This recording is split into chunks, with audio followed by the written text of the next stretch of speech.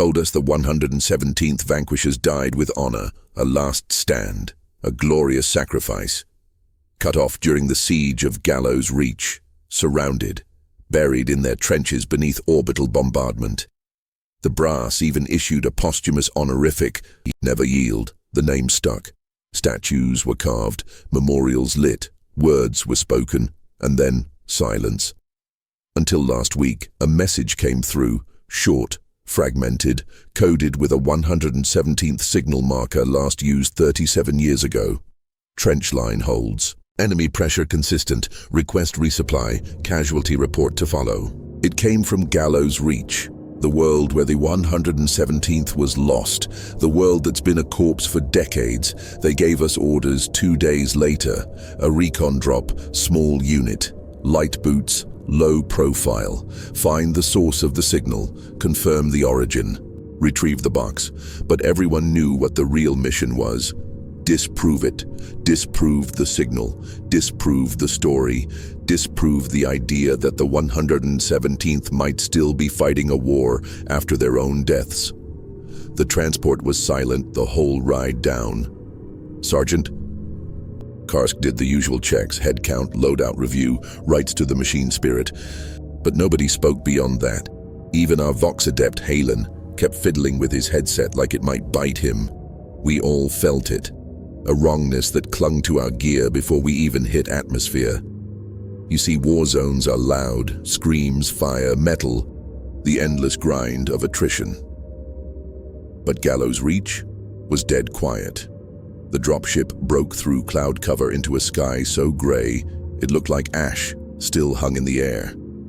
Charred earth stretched out in every direction like the world had been burned, buried, and then abandoned by time itself. And yet, the trenches were intact, still cut into the black soil like surgical wounds, still filled with mud, still fresh. We touched down in silence. No return hail, no scouts, no automated defense fire, just wind and the hiss of static in our ears. Then, the Vox pinged a direct transmission, encrypted in 117th command code. Report to Command Trench 9. Status, holding. And signed by a name long recorded as deceased, Captain Ulrich Keil. If that first transmission chilled you, subscribe to my channel as we begin the full descent into this ghost war. Like and share this tale with your regiment. This is just the first march into madness. The dirt here doesn't smell like dirt. It smells like copper, burnt oil, and something faintly sweet, like spoiled ration bars left too long in engine heat. I knelt as soon as we disembarked, scooped a handful of soil, crushed it in my palm. Still moist, not with water. No rain has touched this place in years. But with something fresher, as if it had just been stepped on. Sergeant Karsk ordered perimeter sweep immediately. 4 squads fanned out. No resistance, no ambush, no movement. Nothing except trenches that stretched out like old scars and bunkers built with too much pride to decay properly. Corporal Venn found the first sign. A las-burned helmet, standard pattern 117th. Inside it, not a skull, just clean metal, etched, with the name Solvain M. We checked the manifest.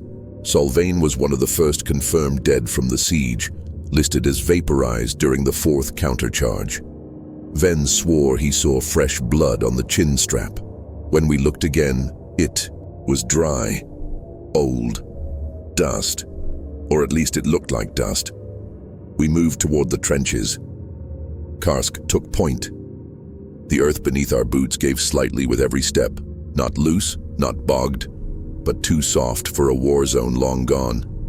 Fresh fill, fresh digging. We entered a communication trench and everything shifted. Light changed.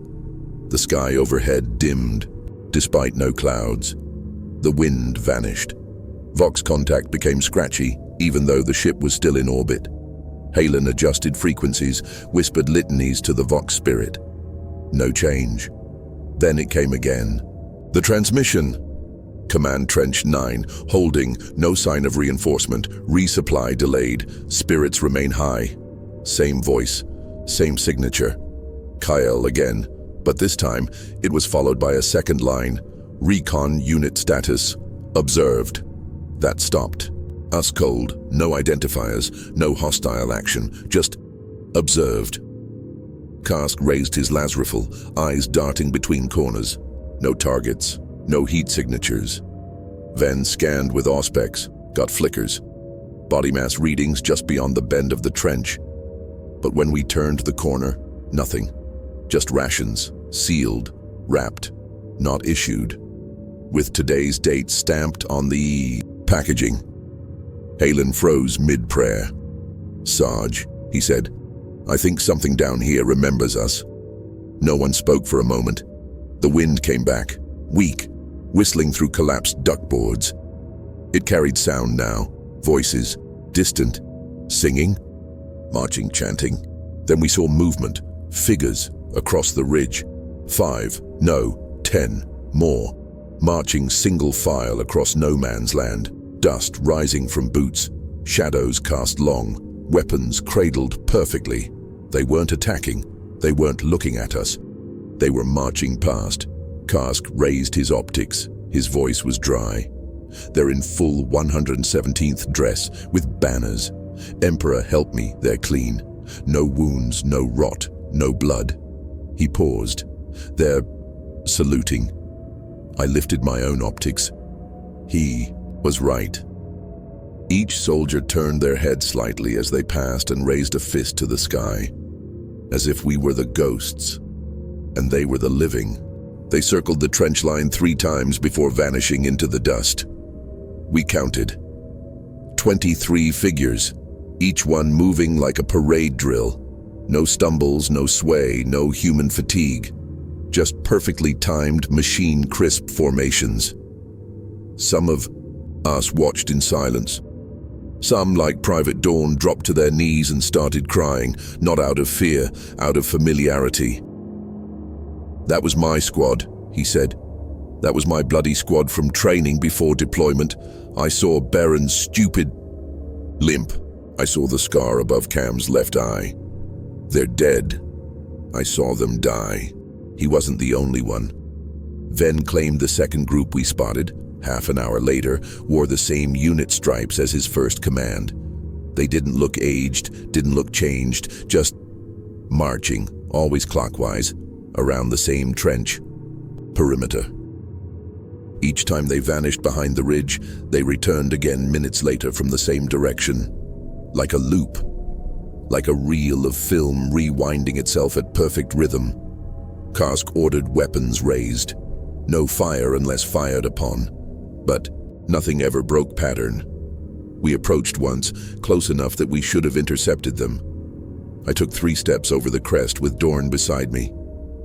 But when we crested the lip, they were already behind us again. Marching, still saluting. That's when it hit me. The footprints in the dirt. They didn't lead forward or back. They spiraled, a long, perfect spiral of boot treads, circling tighter, around the trench with each pass, as if they were drilling in and we were already at the center. Halen adjusted the vox-link cycling encryption protocols.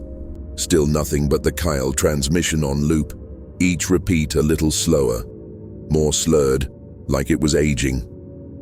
We traced its origin to a nearby command shelter half buried in the southern embankment. It was built like a standard command post, sandbags, permacrete, vox mast poking from the top. But when we entered, it wasn't empty. There were cots, still warm, plates with half-eaten rations, steam rising from mugs of recaf, and helmets resting on racks, each one tagged with names from the 117th. All registered KIA. No bodies, no signs of struggle, just abandoned, like their owners had stepped out for roll call and would return at any moment. Ven picked up one of the helmets and stared into it. His hands were trembling. Then he whispered, "I saw this helmet get crushed during the push across Sector B. Same number, same insignia, same blood on the lining." He turned it upside down. Blood dripped out. Fresh Karsk ordered us back topside. But when we exited the shelter, the trench had changed. What had been one fork leading back to the LZ was now 5, each path identical, same debris, same corpses, same distant sound of marching boots just out of sight. We tested each route. Everyone brought us back to the same shelter. A loop, a spiral, no exit. The marching never stopped. Each cycle the voices grew louder. That night, we took turns, sleeping, except no one actually slept. Every time one of us closed our eyes, we dreamed of marching, not nightmares. Routine, drill, orders barked in voices we didn't know, footsteps pounding in sync. We woke drenched in sweat, boots muddy, rifles locked and ready as if we'd been walking in our sleep. Dawn had las burns on his uniform that hadn't been there before. Ven found trench maps tattooed along his arm in black ink, coordinates that matched none of our recon charts. And Halen wouldn't speak. He just stared at the trench wall and whispered, "I think they're trying to remember how to stop. But they don't know how, they only know the march." Karsk led us deeper into the trench grid at dawn. If it was dawn. The sun didn't rise, just shifted colors like a dying lumen panel. Everything here is stuck between yesterday and something that never quite becomes today. The deeper we moved, the wetter the ground got. At first we thought it was groundwater or leftover sump, but this wasn't rain or rot. It was blood, not dried, not old, flowing, pooling in the trench corners, running thin rivers beneath the duckboards.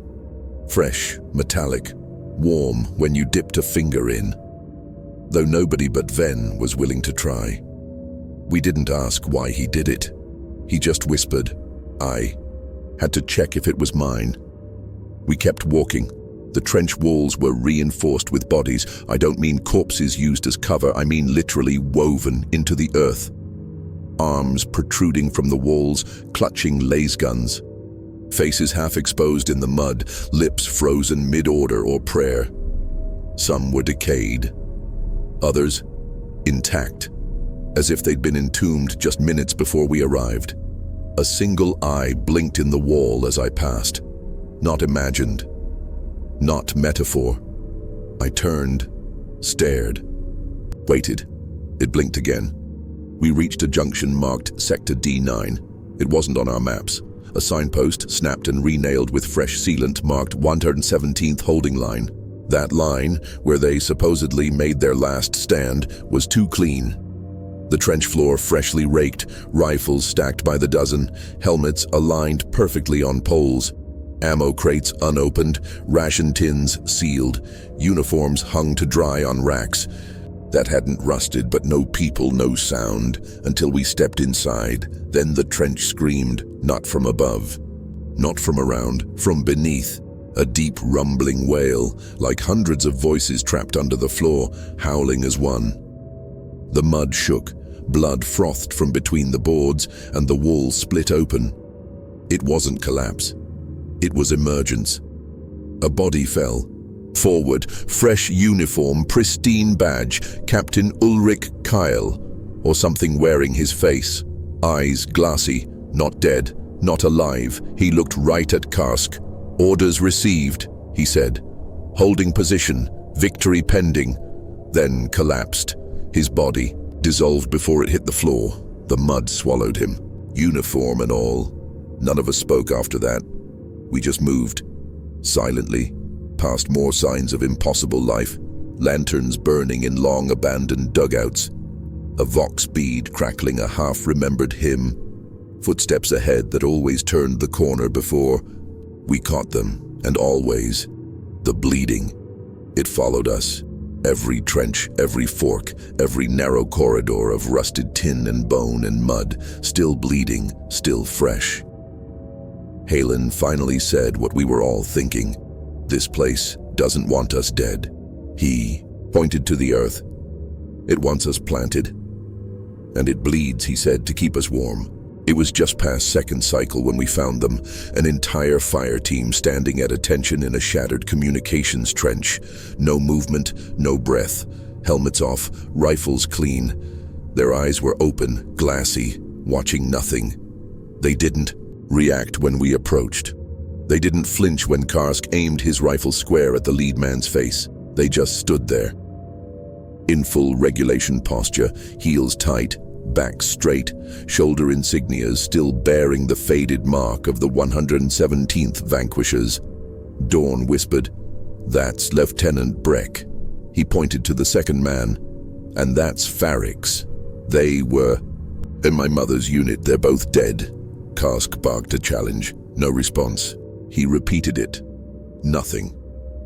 Then Halen stepped forward, removed his helm and said one word. "Vanquishers." All 5 soldiers raised their fists to the sky and saluted, perfectly synchronized. One motion, one mind. We backed off, slowly, carefully. They didn't pursue. They didn't even lower their arms. They just held the salute. We moved on. 100 meters down, we passed another patrol. 7 this time. Mixed ranks. Saluted again. No voices, no emotion. Just the gesture. Over and over, like a ritual. Ven muttered, "It's not for us." Karsk snapped, "Then who's it for?" No one answered.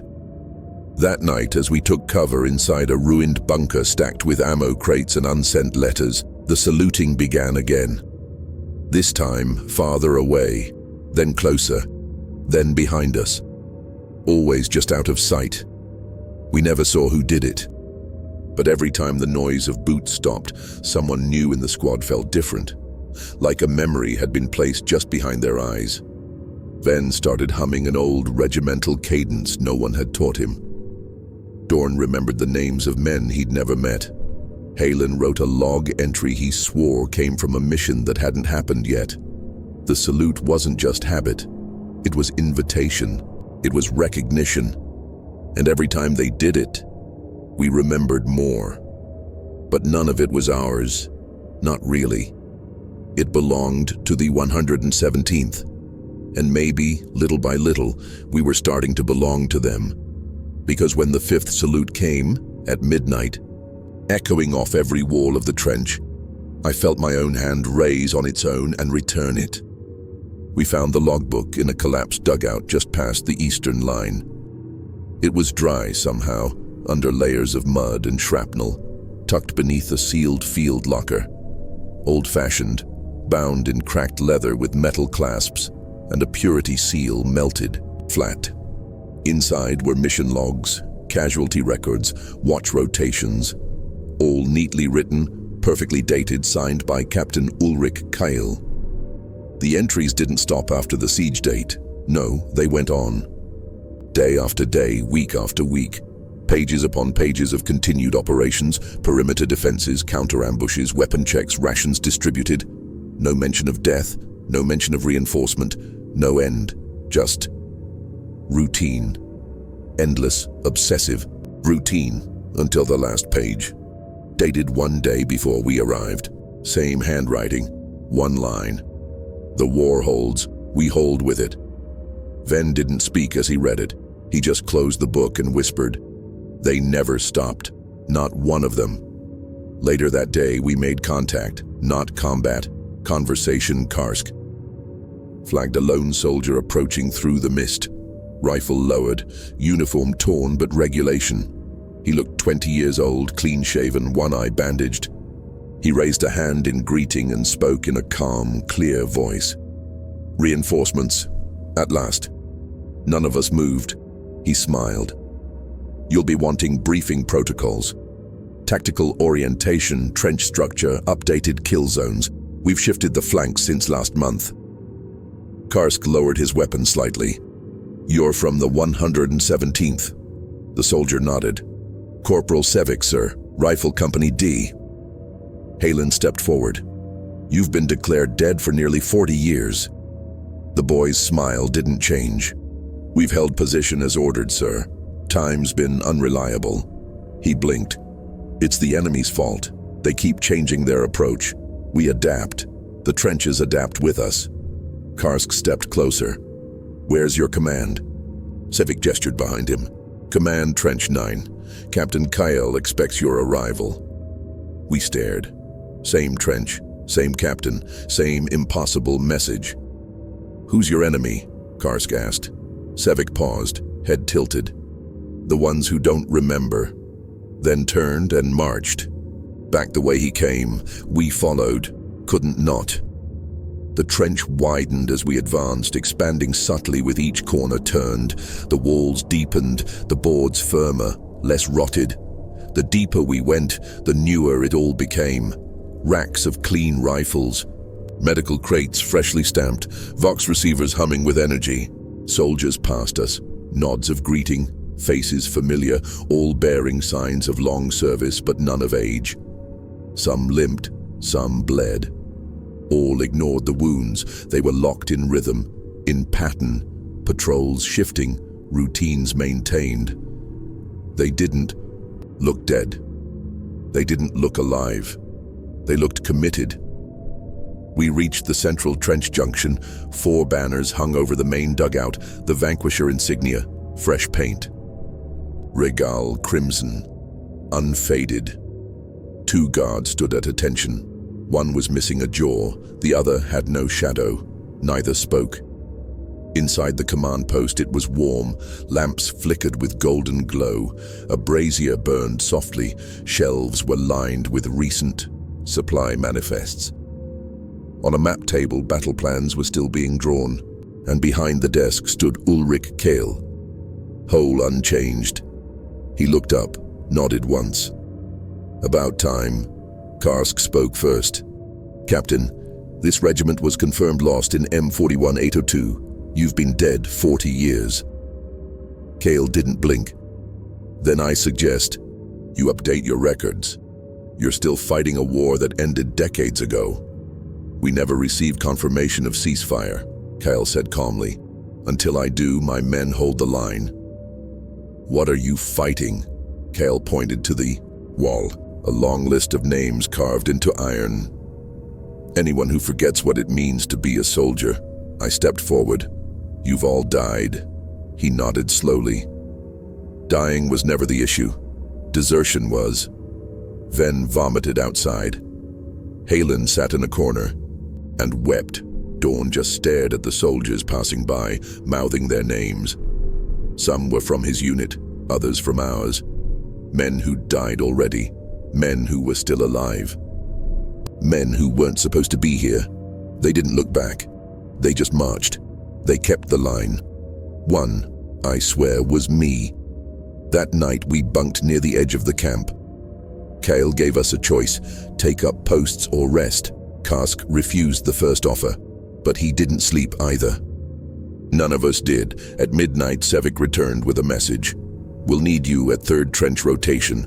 Patrols are short." Karsk replied, "We're not your men." Sevik shrugged. "You will be."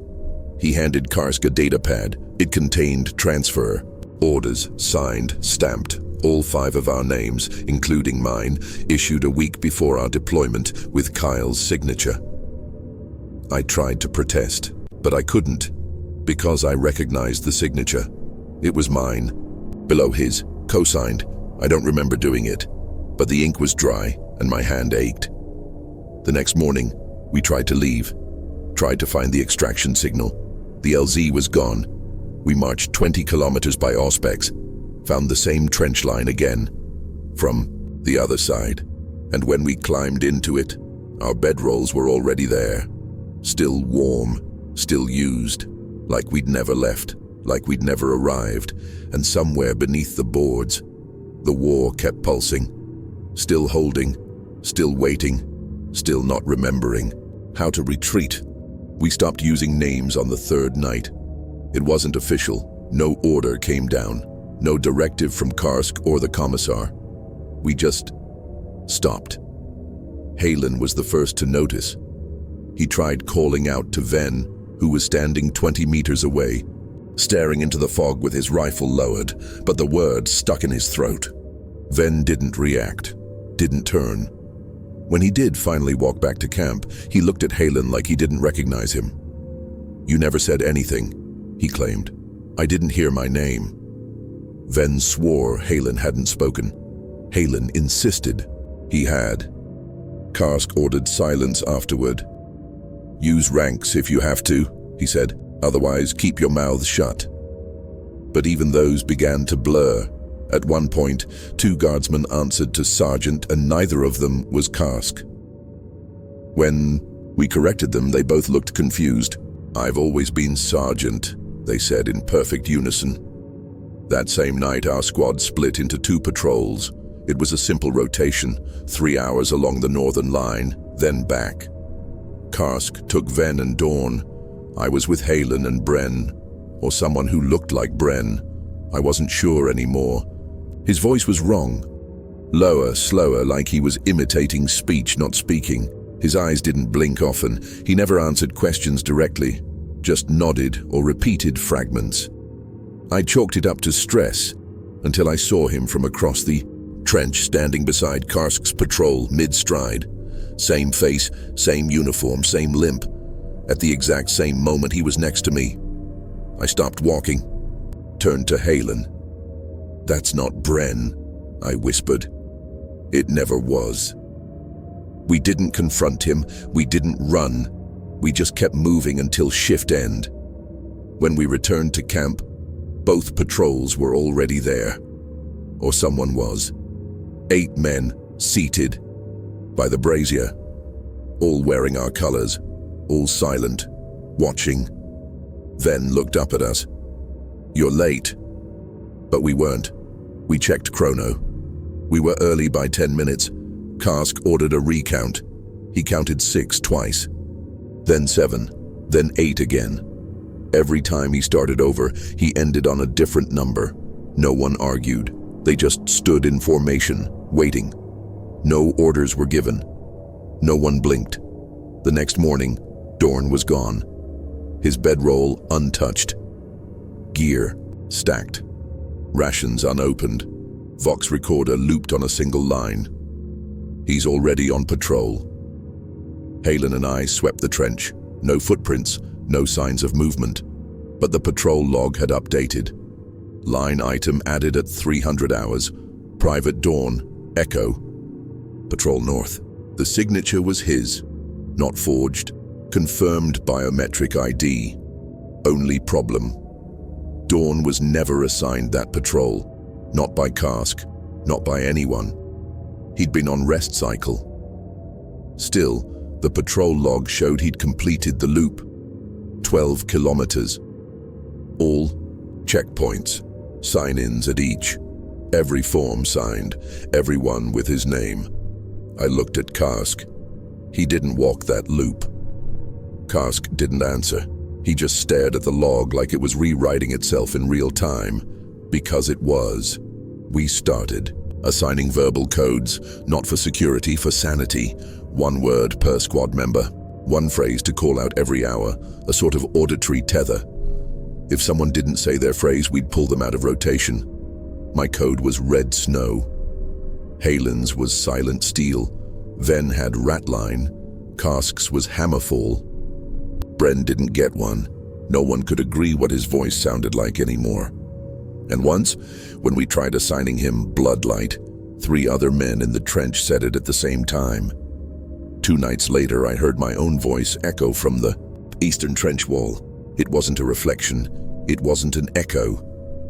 It was my exact words from 6 hours earlier, repeated with perfect tone and hesitation. Same breath, same inflection. We're not supposed to be here. We're not even supposed to be real anymore. The words bounced back out of the wall, not through Vox, not through mouth, but through memory. I backed away. The wall opened slightly, just enough for me to see myself walking down the trench, shoulder low, rifle tight, boots dragging. My posture, my scar, my fear. And the thing with my face said, "Don't break pattern. It's how they find you." Then it vanished. Ven was found face down in the mud the next morning, helmet off, skin cold but still breathing. He didn't remember his name, didn't remember the squad. Just one phrase, muttered over and over. Echo is clear. Echo is clear. Echo is clear. We tried to stabilize him. Halen ran diagnostic rites. Everything came back green. No psychic residue, no warp signatures, no foreign thoughts. Just emptiness. His identity had been swept, not replaced, not corrupted, just erased. And the only thing he could say afterward was, "I'm on patrol." Later that night, we watched a full squad walk past the trench lip. 9 men, all in 117th colors, all in full combat loadout. They didn't look up, didn't pause, just marched. One of them had Ven's face. One had Halen's gait. One had my rifle, same markings, same scratched casing. The last man turned his head as he passed. It was Karsk, except Karsk was still beside me, breathing, shaking, watching, and the copy of him raised its hand in salute.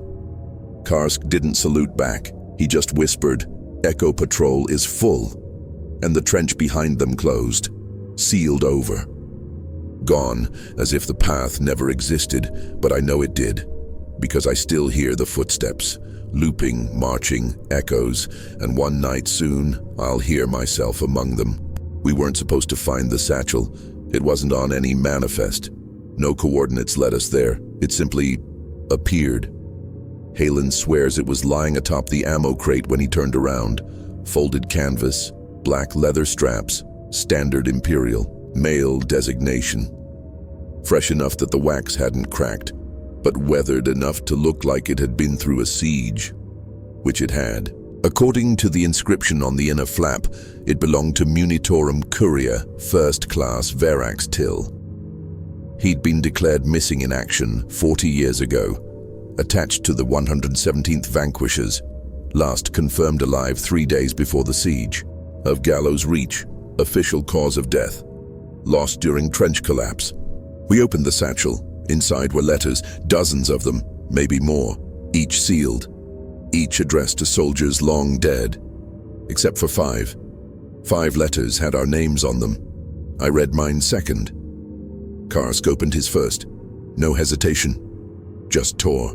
It opened and unfolded the yellowed paper. Read silently. Then again. And again.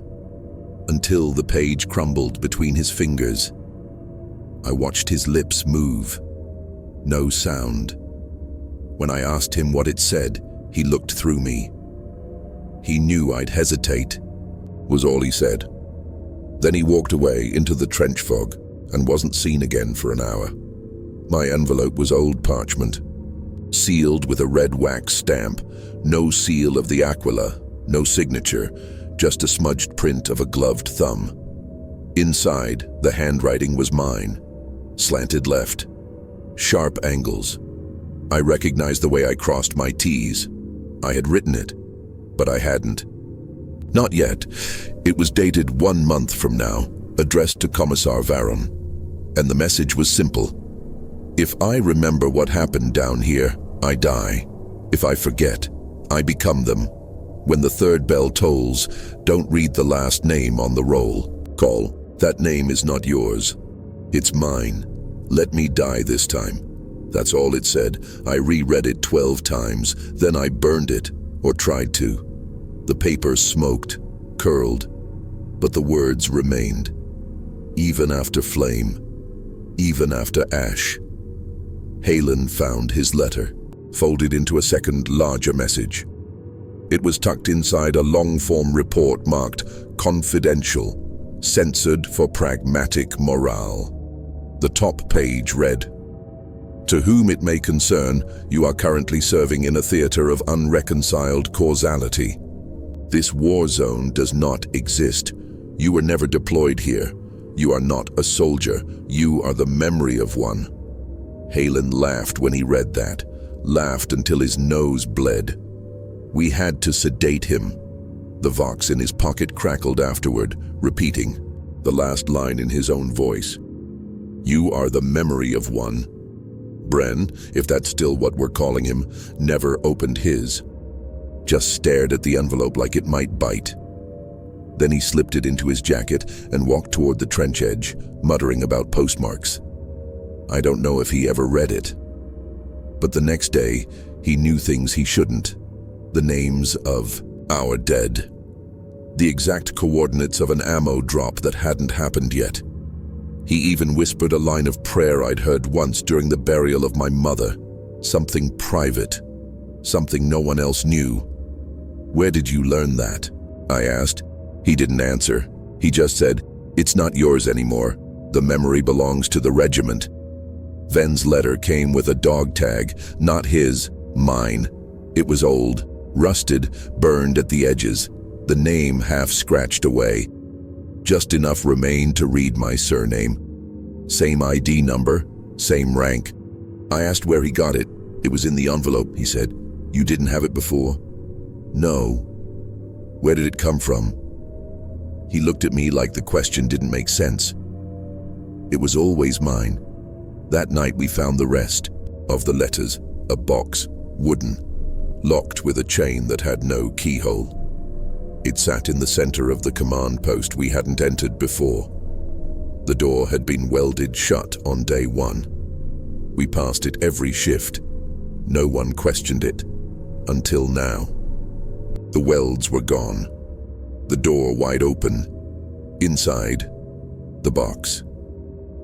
We circled it in silence. No one wanted to be the first to touch it, but we knew. It was meant to be opened. When we lifted the lid, a wave of cold air rolled out, not like wind, like memory. Inside were thousands of envelopes, old, crisp, all dated for days that hadn't come yet. Each one addressed to names we hadn't heard before. Names of soldiers not yet born. Some of the letters had future engagements listed, future battles, future orders. Some had names of men in our squad who'd already died, and some had names we thought we'd forgotten. Karsk's letter was in there, a second one, dated yesterday. He didn't write it, but it was signed in his blood. Held a letter that wasn't addressed to anyone I knew, but it was in my handwriting. Inside, the page was blank, until I touched it, then words appeared. My words. The ones I'm writing now. This story, it was already written, word for word, punctuation included. It ended 2 pages from now. I dropped it, burned it, shot it. Didn't matter. The me. Next morning, the letter was back in my rations pouch, untouched, perfectly folded, and the last line had changed. Now it said, "This isn't the last letter. You'll write that one tomorrow." The next time we passed the command post, the box was gone. The door sealed again, welded from the inside, and someone had scrawled something in blood on the exterior wall. Return to sender. I haven't slept since. None of us have. The letters, don't stop arriving, tucked into boots, folded into rifles, slid under bedrolls. They know us. They're always signed, sometimes with our names, sometimes with what comes after. And the worst ones, the ones that never open, they're written in ink that changes when you look away, and the longer you wait to open them, the more your fingers tremble when you try. Because the envelope starts feeling warm and pulsing, like it's breathing and waiting. Because it already knows you'll read it, because it already knows what it says, because it already knows you'll never forget. We've been here before. I don't mean this trench or this loop or this shift rotation. I mean this moment, these boots in this mud, this sky, dull, flat, colorless, like rotting parchment. I woke up this morning to Karsk's voice calling, "Roll." He never made it back yesterday. We watched him walk into the mists past the forward patrol line and never return. Yet this morning, there he was, sitting by the brazier, chewing on a ration bar, looking like he'd never left. "Slept well," he said. "Nothing moved last night. Except I found his boots at the trench edge, filled with mud, laces untied, just like they'd been left. He didn't remember leaving. Didn't remember coming back. When I asked about yesterday, he stared blankly and said, "What yesterday?" Ven lost track of time 3 days ago. Or maybe it was 10. He started, marking tallies on the inside of his wrist, one for every time he blinked and things weren't the same afterward. He's up to 72. Last night he asked me if we'd been here a week or a month. I told him the truth. Yes, Halen's journal is no longer reliable. He writes constantly trying to make sense of it, but the dates keep changing. One entry claims we just landed. Another talks about events that haven't happened. One was written in a dialect of High Gothic he swears he doesn't know. And last night he wrote a report detailing his own funeral, cause of death. Routine patrol, failed to forget, executed by memory. He doesn't recall writing it, but it's in his handwriting. Exactly. Every morning starts the same now. Wake, muster, patrol, observe the same trench bend, same footprints, same distant sound of boots on steel, the exact same shout in the distance, every time. Hold the line. Then a moment of silence, then the exact same scream, like a recording. But it's not. It changes subtly, tone, pitch, echo.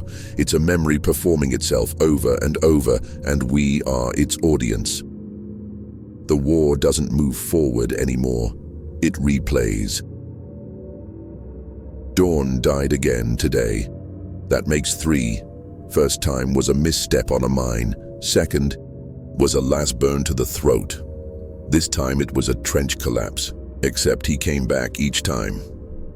Same body, same voice. The first time he screamed when he woke. Second time he vomited blood. This time he said nothing.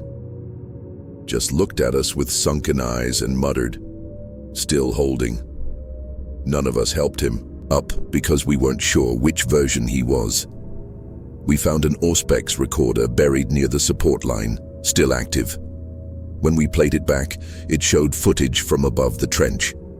Over the course of 7 days, the exact same skirmish, repeated 5 times, same number of troops, same weapons, same deaths, same salutes. Only the shadows changed. Every iteration the sun was in a different position. But the movements, the angles of fire, the charges, the wounds, they were precise, identical. Like the world was stuck in rehearsal for a battle that had already been lost. Bren, if we're still calling him that, has stopped sleeping. Not by choice. The dreams aren't safe anymore.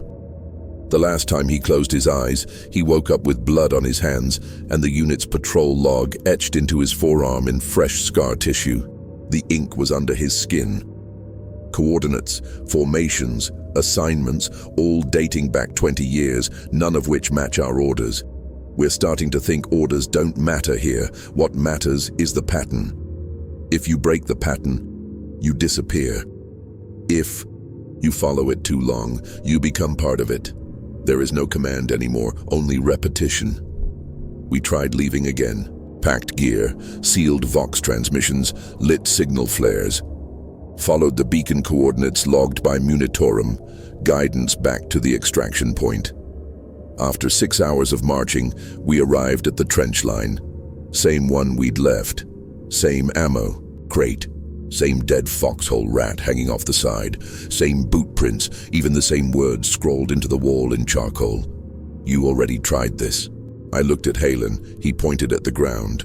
My boot prints, my same exact stride, lined up perfectly, not from this attempt, from the last one. We conducted a test. Each squad member wrote a line in the dirt outside their bedroll before sleep. When we woke, all lines were intact, but in different handwriting. Bren's line had been rewritten in Gothic old type. Mine was slanted at a new angle. Halen's had become a question. Are you the same one as yesterday? We couldn't answer. Not honestly, because I don't remember writing it in the first place. The trench wall beneath the ration crate started to swell yesterday. It pulsed when touched, like something alive was trapped inside. Karsk refused to investigate. He just said we've already seen it. No one argued. Later the wall opened on its own. Inside was a hallway we'd marched through on day 1, but cleaner, like it had been scrubbed. And from its far end, we heard ourselves. Arguing, debating, reading out the mission orders word for word, a perfect replay of our first night here. Except there were 8 voices. one more than we remember, and they were all in perfect sync. Like an audio loop, except one line was new. The only way out is to remember it wrong. I tried breaking the pattern, refused to clean my rifle. Left, my boots unlaced, didn't salute the war memorial outside the CP trench. That night I didn't wake up.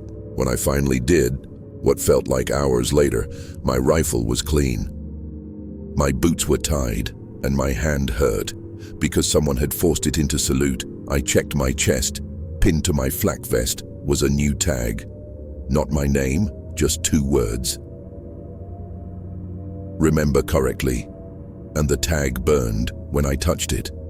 Today I woke up with a letter in my pocket again. Same handwriting, different message, just 4 lines. You died yesterday. You'll die again tomorrow. But if you say the war is over, you're out of pattern. No signature, just the mark of the 117th stamped in blood, fresher than it should be. The war isn't a battle anymore. It's a ritual. The trench is its temple. The loop is its litany, and we are its penance, because this war doesn't end when the enemy dies. It ends when we forget how to fight, and none of us remember how. It started with a smell. Old cordite, burned plasteel. And that tang, faint, sweet, unmistakable, the scent of wet blood just starting to rot. Not the kind you notice after a firefight, the kind that's been soaked into fabric, into earth, into air itself. We followed it up the rise to a section of trench we swore we hadn't cleared yet, but our footprints were already there. Same spacing, same depth, even the mark where Halen's boot toe drags slightly to the left when he's tired. We'd never been here before, but the trench had already recorded us. Ven said it first.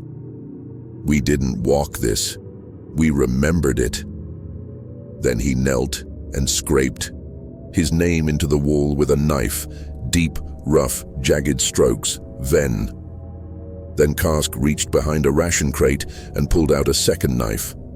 Same make, same scratches, same blade, same name already carved into the hilt. He didn't speak, none of us did. We were too busy watching Ven stare at his own name, already written, already waiting. The comms panel in the dugout was cracked, frayed with burst wire. But the screen was still functional. Halen powered it up, connected his Auspex relay, and interfaced the Vox link to the ship above, if it was still there. What we received wasn't static. It was us. Mission logs.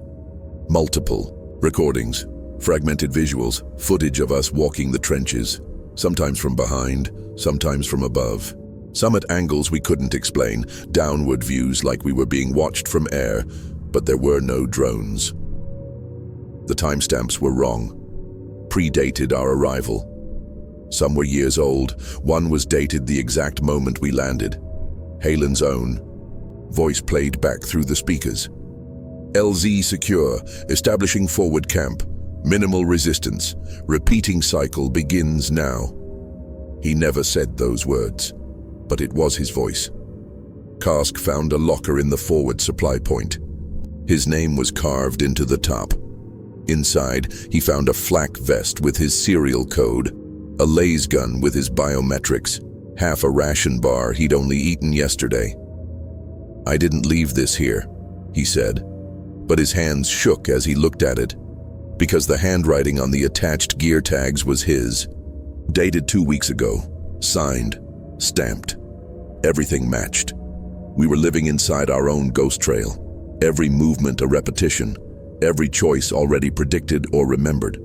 Bren came back last night, except he never left. He stood at the edge of the trench, silent, soaked. Uniform clean, face blank. We didn't speak to him, didn't ask questions. We waited until dawn. At 0600, he walked into the trench, sat on the same crate he always used, and cleaned a rifle that had been lost 5 days ago. No one gave it to him. No one knows where it came from. When I finally asked him who he was, he said, "Don't ask. It breaks the memory. Then we start over." I asked him how many times we'd done this. He looked at the trench wall and said, You were already here. We've started finding doubles, shadow versions, standing patrol, not interacting, just watching. They're not illusions. Ven walked right into one on the way to latrine rotation, body to body, and he came back with a cracked tooth and a bloody nose. Said the thing whispered to him as it passed through, "Don't confuse us again." Later we found footprints where it had walked, boots, regulation issue. Same size as Ven's. We followed them. They led back to his bedroll, where he was already asleep. That night, we discovered the scroll, not parchment. A long piece of last-burned plasteel bent into a tight cylinder, sealed with a blood vial fuse. Halen cracked it open with the blunt edge of a bayonet. The text wasn't written, it was burned in with plasma scoring.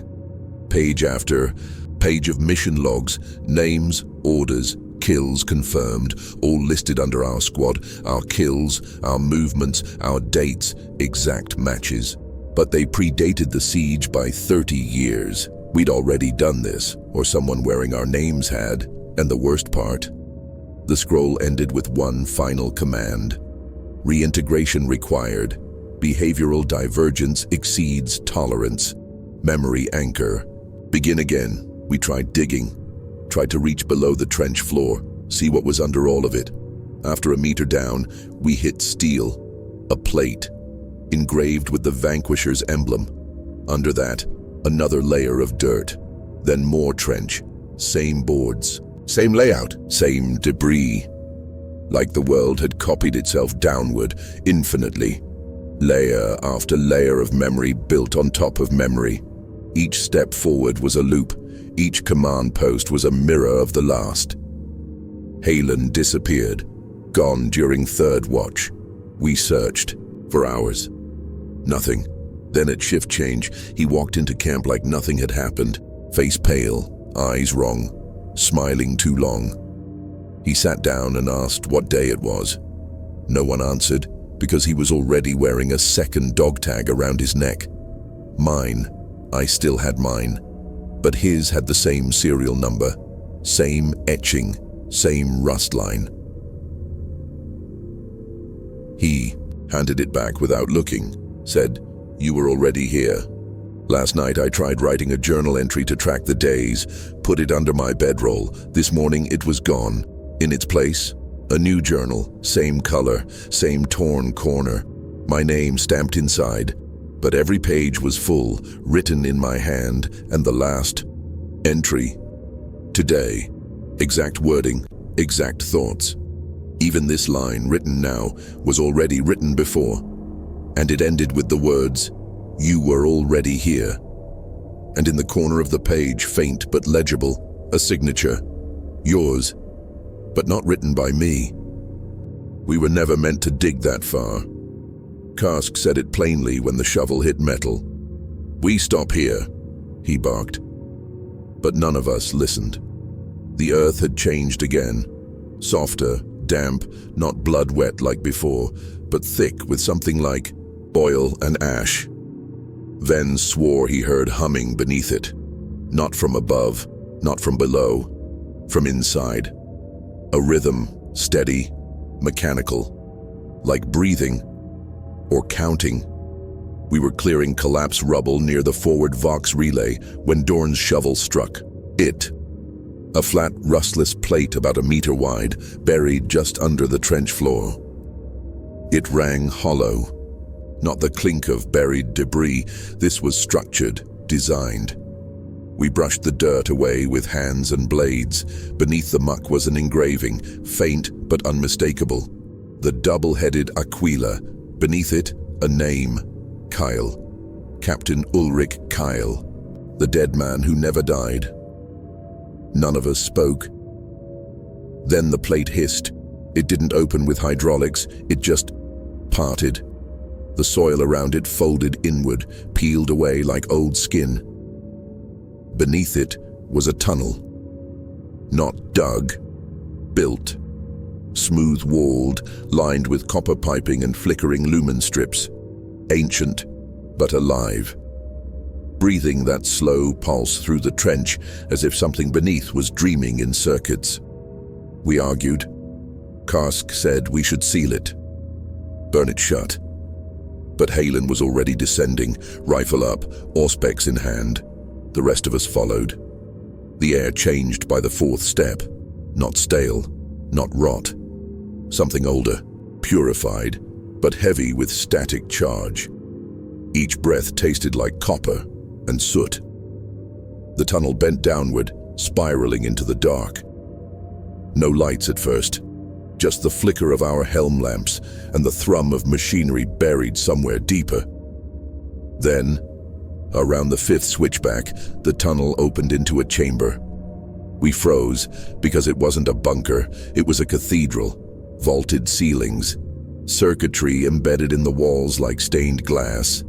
Statues, not of saints but soldiers, lined the sides. Each posed mid-charge, eyes hollow, mouths open in eternal war cries. At the far end stood a console, vox array, ancient, crusted with oil, tangled with fiber nerve cords. Halen approached it slowly. His hands were shaking. "It's still on," he said. "The machine spirit's awake." A green light blinked once. Then the array spoke, not with a voice, with a recording. Our voices, lines we hadn't said yet, orders we hadn't given, screams we hadn't screamed. The log timestamps dated back over a century, each segment labeled with squad names, ours. Every deployment, every failed rotation, every attempt to leave the trench system, every loop. It had all been recorded. The war was not being fought. It was being watched, observed, catalogued. We weren't soldiers anymore. We were data, input for a machine that hadn't seen the sun in generations. The array glitched, flickered. A new file began to play. Not audio this time. Visual. A hollow record. It displayed the inside of a trench. Familiar, it was our camp, but older. We watched a man enter frame, covered in blood. Uniform intact, gun missing. It was me. My face, my eyes, moving with pain. He looked directly into the recorder and said, "Cycle 512 failed. Pattern recognition incomplete. Host minds resist integration. Request overwrite. Repeat. Request overwrite." Static, then silence. Karsk drew his sidearm. "We're done here." He turned to leave, but the tunnel was gone. No staircase, just steel. Seamless, as if it had never opened. Halen panicked, ran to the console, slammed keys. "There's another hatch," he said, "down deeper. I can see the schematics." We argued, loud, confused, angry. Then the wall split open again. Another passage, downward. Breathing. We descended, because we had no choice. The second level was narrower, claustrophobic, the lumen lights brighter, harsher. One began to pulse with rhythm, matching our footsteps. Ven started whispering old orders, battle cant from campaigns he'd never fought. Echo red, breach and sweep. Echo red, breach and sweep. Over and over. Karsk struck him. Ven didn't react, just bled. Still whispering, we found the second chamber sealed in ice, not frost, not cold, but stasis. The walls were layered in suspended moments, images flickering behind translucent panes, holographs frozen in loop, gunfire mid-blast, a man falling, a medic reaching out, all paused, all real. One of them was me, crouched, bleeding, screaming. Another was Karsk, another was Dorn, another, Ven, standing alone, saluting no one. And then, we saw Halen, smiling, behind the glass, recording. He didn't look up, but his image moved slightly, like it knew. The real Halen staggered back, vomited, fell. The console in the center began to whir, words scrolled across. The screen. Observation cycle complete. Memory replication successful. Proceed to integration. We screamed, fired at the glass. Nothing cracked. The lights went red, then blue, then black. The last thing I saw before the chamber shut us in was my own face, turned away, stepping out of frame like I knew the ending, like I'd seen it before. We woke up in the trench back in our beds, gear intact, no dirt on our boots. The sun hadn't moved. Karsk was gone. Halen was asleep.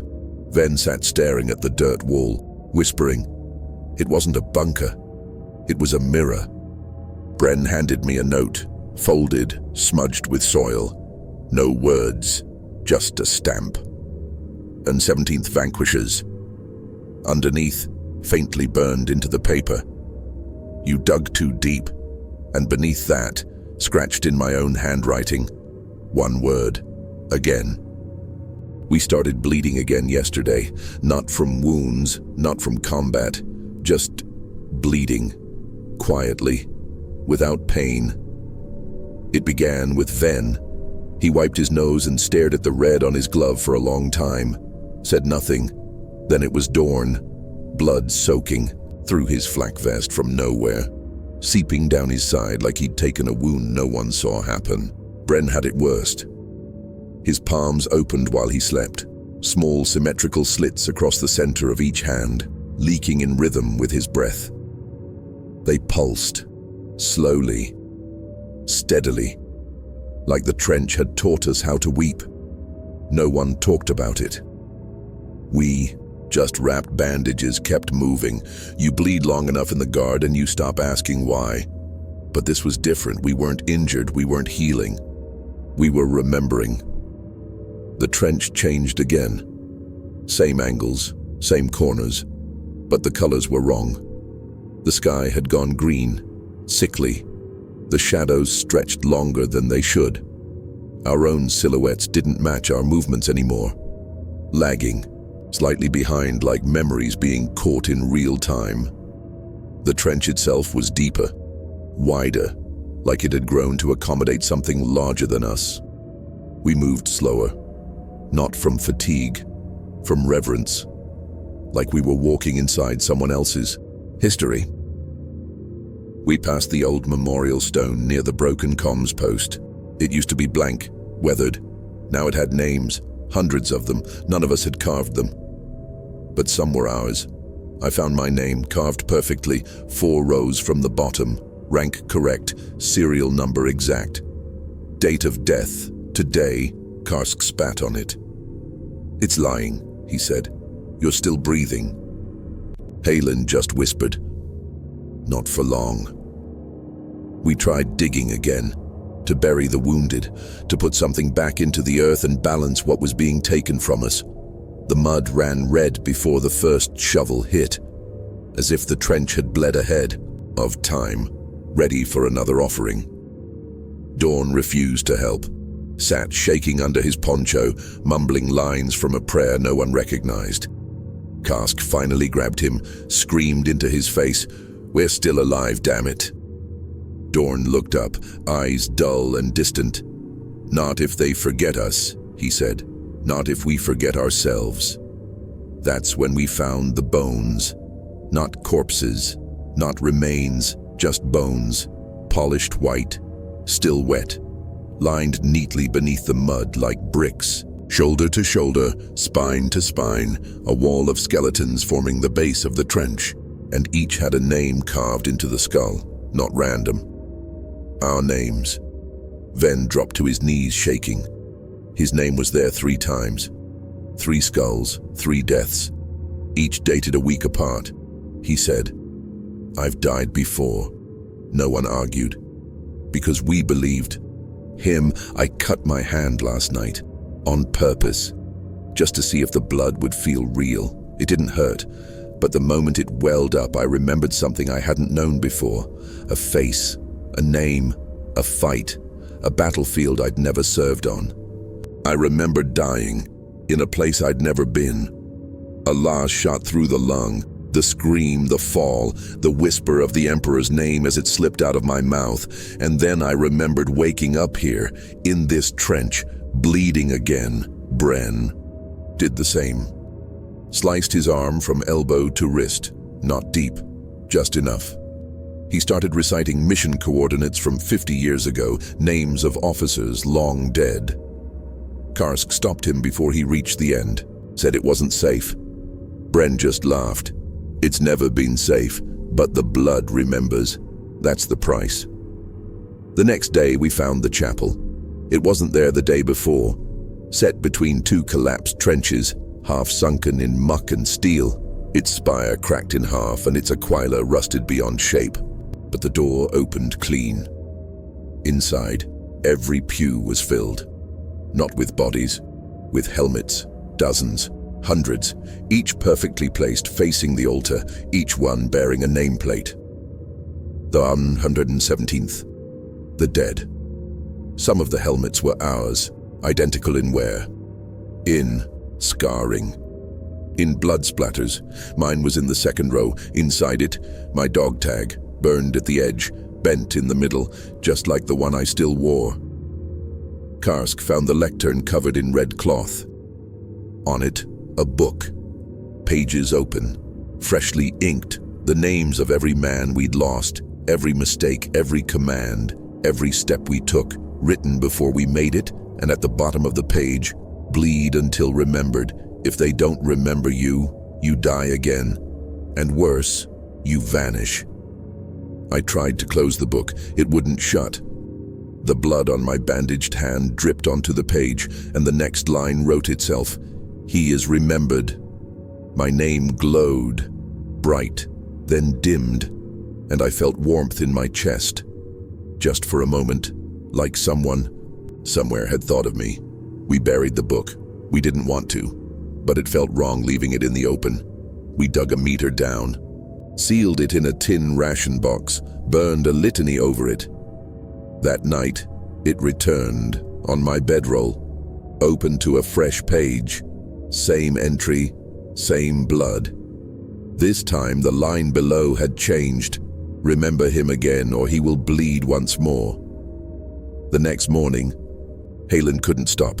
Nose, eyes, mouth, fingers, all bleeding. We wrapped him, sedated him, but he just kept whispering, I'm being forgotten. Ven tried calling his name every 5 minutes. Every time he said it, the bleeding slowed. By evening, Halen was breathing steady again. But no one slept, because we realized the truth. The trench doesn't need to kill us. It only needs to be forgotten, and if we're not remembered, we're erased, one drop of blood at a time, until there's nothing left, just silence and a helmet in a chapel, waiting for its turn to be remembered. It started beneath our feet, subtle, soft, a shifting in the dirt like the trench was breathing through its own skin. At first, we thought it was rot. The trenches had been alive with decay since the first week. But this was different. The soil wasn't collapsing. It was swelling, rising and pulsing like muscle packed beneath skin. Dorn was the first to hear it. A noise just below the duckboards, not a voice, not machinery. A heartbeat, slow, irregular, wet. We pulled up the boards. The mud underneath was black and slick, too smooth to be earth. It stuck to our gloves. When Karsk tried to pull a plank loose, something tugged back. Not a hand, not a tool. Something inside the soil coiled around the board like fingers made of wire and sinew. He let go. The board stayed where it was, twitching, slightly like it didn't want to be removed. Something's in there, Dorn muttered. Ven nodded. No, it's not in there. It's from there. That night the trenches swelled further. We heard the boards creaking in the dark. Pressure rising beneath the walkways. Shapes pushing upward but never breaching. Bren stepped outside the command post and sank ankle-deep into mud that hadn't been there the day before. He said it felt warm, said it clutched his boot. We didn't ask what that meant, just pulled him free and posted extra watches. At 0300, the ground opened on the northern flank. No explosion, just quiet splitting. The trench wall peeled back like wet cloth. A tunnel formed beneath it, a birth canal of soaked clay and bone pulsing like a throat, and from it, something crawled. It looked human. At first, shape of a guardsman, flak armor, helmet, rifle in hand. But the gait was wrong. Too fluid, too exact. No fatigue in the stride. Its gear was spotless, its skin stretched tight like paper over broken glass, and where its eyes should have been, just bruised sockets, black and glossy, watching nothing. It marched past us. Didn't speak. Didn't. Blink didn't breathe. We raised weapons. Karsk ordered us to hold. Bren broke rank and opened fire. 3 bursts. Chest. Neck. Head. The thing fell. Dirt poured from the holes. Not blood, just soil. Then it twitched and crawled back into the trench wall like a corpse returning to its grave. We sealed the opening. Sandbags. Fire. Blessed wire. Didn't matter. By dawn, it was gone. Not resealed. Gone. No sign of the breach, no burn marks, no ash, just untouched trench wall like nothing ever happened. But footprints remained. Deep. Precise.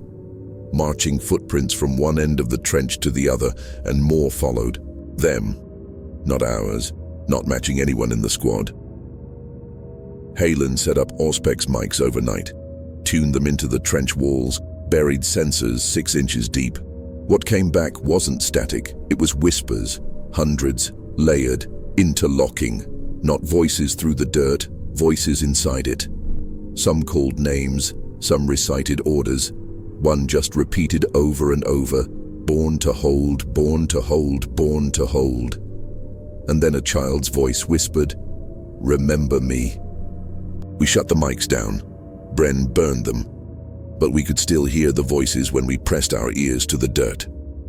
Ven suggested a deep dig. Cut through the trench wall, find the source. Karsk refused. This place gives birth to ghosts. Why would you want to meet its mother? But we dug anyway. 5 meters, 6. Found layers of trench board, old plasteel, corpses. Not skeletal, fresh, soft, eyes open, all dressed in 117th gear. Some had their faces. I mean that literally. One had my face, eyes locked on mine, smiling just slightly. We buried them again, not to honor, to trap, but every time we blinked, the dirt shifted. The mounds flattened, the gear disappeared. By next morning, the pit was filled in, smooth, clean. No sign of digging, just new boot prints leading back into the camp and one new bedroll in the squad tent, already used, already marked with my name. Karsk finally snapped, walked the perimeter alone for hours. When he came back, he was carrying something, small, wrapped in bloodied cloth. He dropped it onto the center table and unwrapped it, a child's skull, not old, perfectly intact, painted in standard issue camo green, eyes filled with dirt, teeth lined with steel. We stared. He whispered, "We're not born anymore. The trench makes us." And from outside, a voice whispered back, "Yes." That night, the trench gave birth again. We didn't see it, we heard it, slick, wet, like muscle tearing open, followed by a cry not quite human. By the time we reached the site, it was sealed. But handprints covered the inside of the wall, dozens, child-sized, pressing outward, trying to be remembered. We don't speak above whispers now. Every loud noise triggers the walls, like it wakes them. Every footstep sends vibrations that come back wrong, like someone is matching us step for step. Last night, I found dirt in my mouth, woke up choking on it, coughed it out. A finger fell with it. Small, wrapped in torn gauze, too small to be mine. We marked the trench edges with purity seals. Didn't matter, they peeled off in the night. Weren't torn, weren't burned. They were peeled, gently, neatly, like a newborn unwrapping its first skin. We found them arranged in a circle near the comms tower, and in the center, a name written in blood, Trenchborn. No one claimed it. But that night, a new guard took watch rotation. He looked familiar, Spoke. Nothing, just watched. Never blinked. I asked his name. He turned his head slowly and whispered, "I don't need one. The trench remembers me." And I believed him. The book found us during morning muster, not carried, not dropped. It was just there, resting on the ammo crate beside Karsk's gear like it had always belonged. Thick, bound in black hide, Imperial seal scorched into the cover but partially melted, as if something had tried to erase it. And failed. We didn't open it at first. Not because we feared it, but because we recognized it. Each of us, silently, felt a twitch of memory like déjà vu given weight. Then finally picked it up, said it was heavier than it looked. He set it on the table. It opened on its own. Inside, lists, rows and rows of names, handwritten in thick iron red ink that had dried like blood. At the top of every page, 117th Vanquishers, then a line in high Gothic beneath it. The regiment remembers what you forgot. Each entry had a name, serial, rank, unit. Then 3 more lines, date of death, cause, and reinstatement number. That's when we knew it wasn't a memorial. It was a census. Dorn flipped through pages. Some names we knew, some we didn't. Others we recognized but had never met. Then he turned a page and stopped breathing. He pointed. There was his name. Twice. 2 death dates. One listed as plasma rupture during entrenchment. The other as trench integration complete. That second one, he whispered, that hasn't happened yet. Below the second entry, reinstated. Count. 1. Karsk found his name 10 pages later. 4 deaths. Last one dated tomorrow. Bren didn't find his at all. Halen found his on the first page, stamped in bold, reinstated 7 times. He sat down without speaking and didn't get up for an hour. We spent that morning comparing notes, cataloging who we were, who we'd become. Every soldier in the trench had a number. Most had died at least once, some dozens. We couldn't find anyone below reinstatement 3, except for one. A page with only a first name, no rank, no serial, just the word remnant.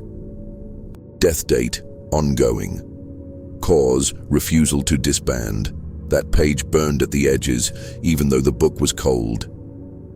We turned the page. It turned back.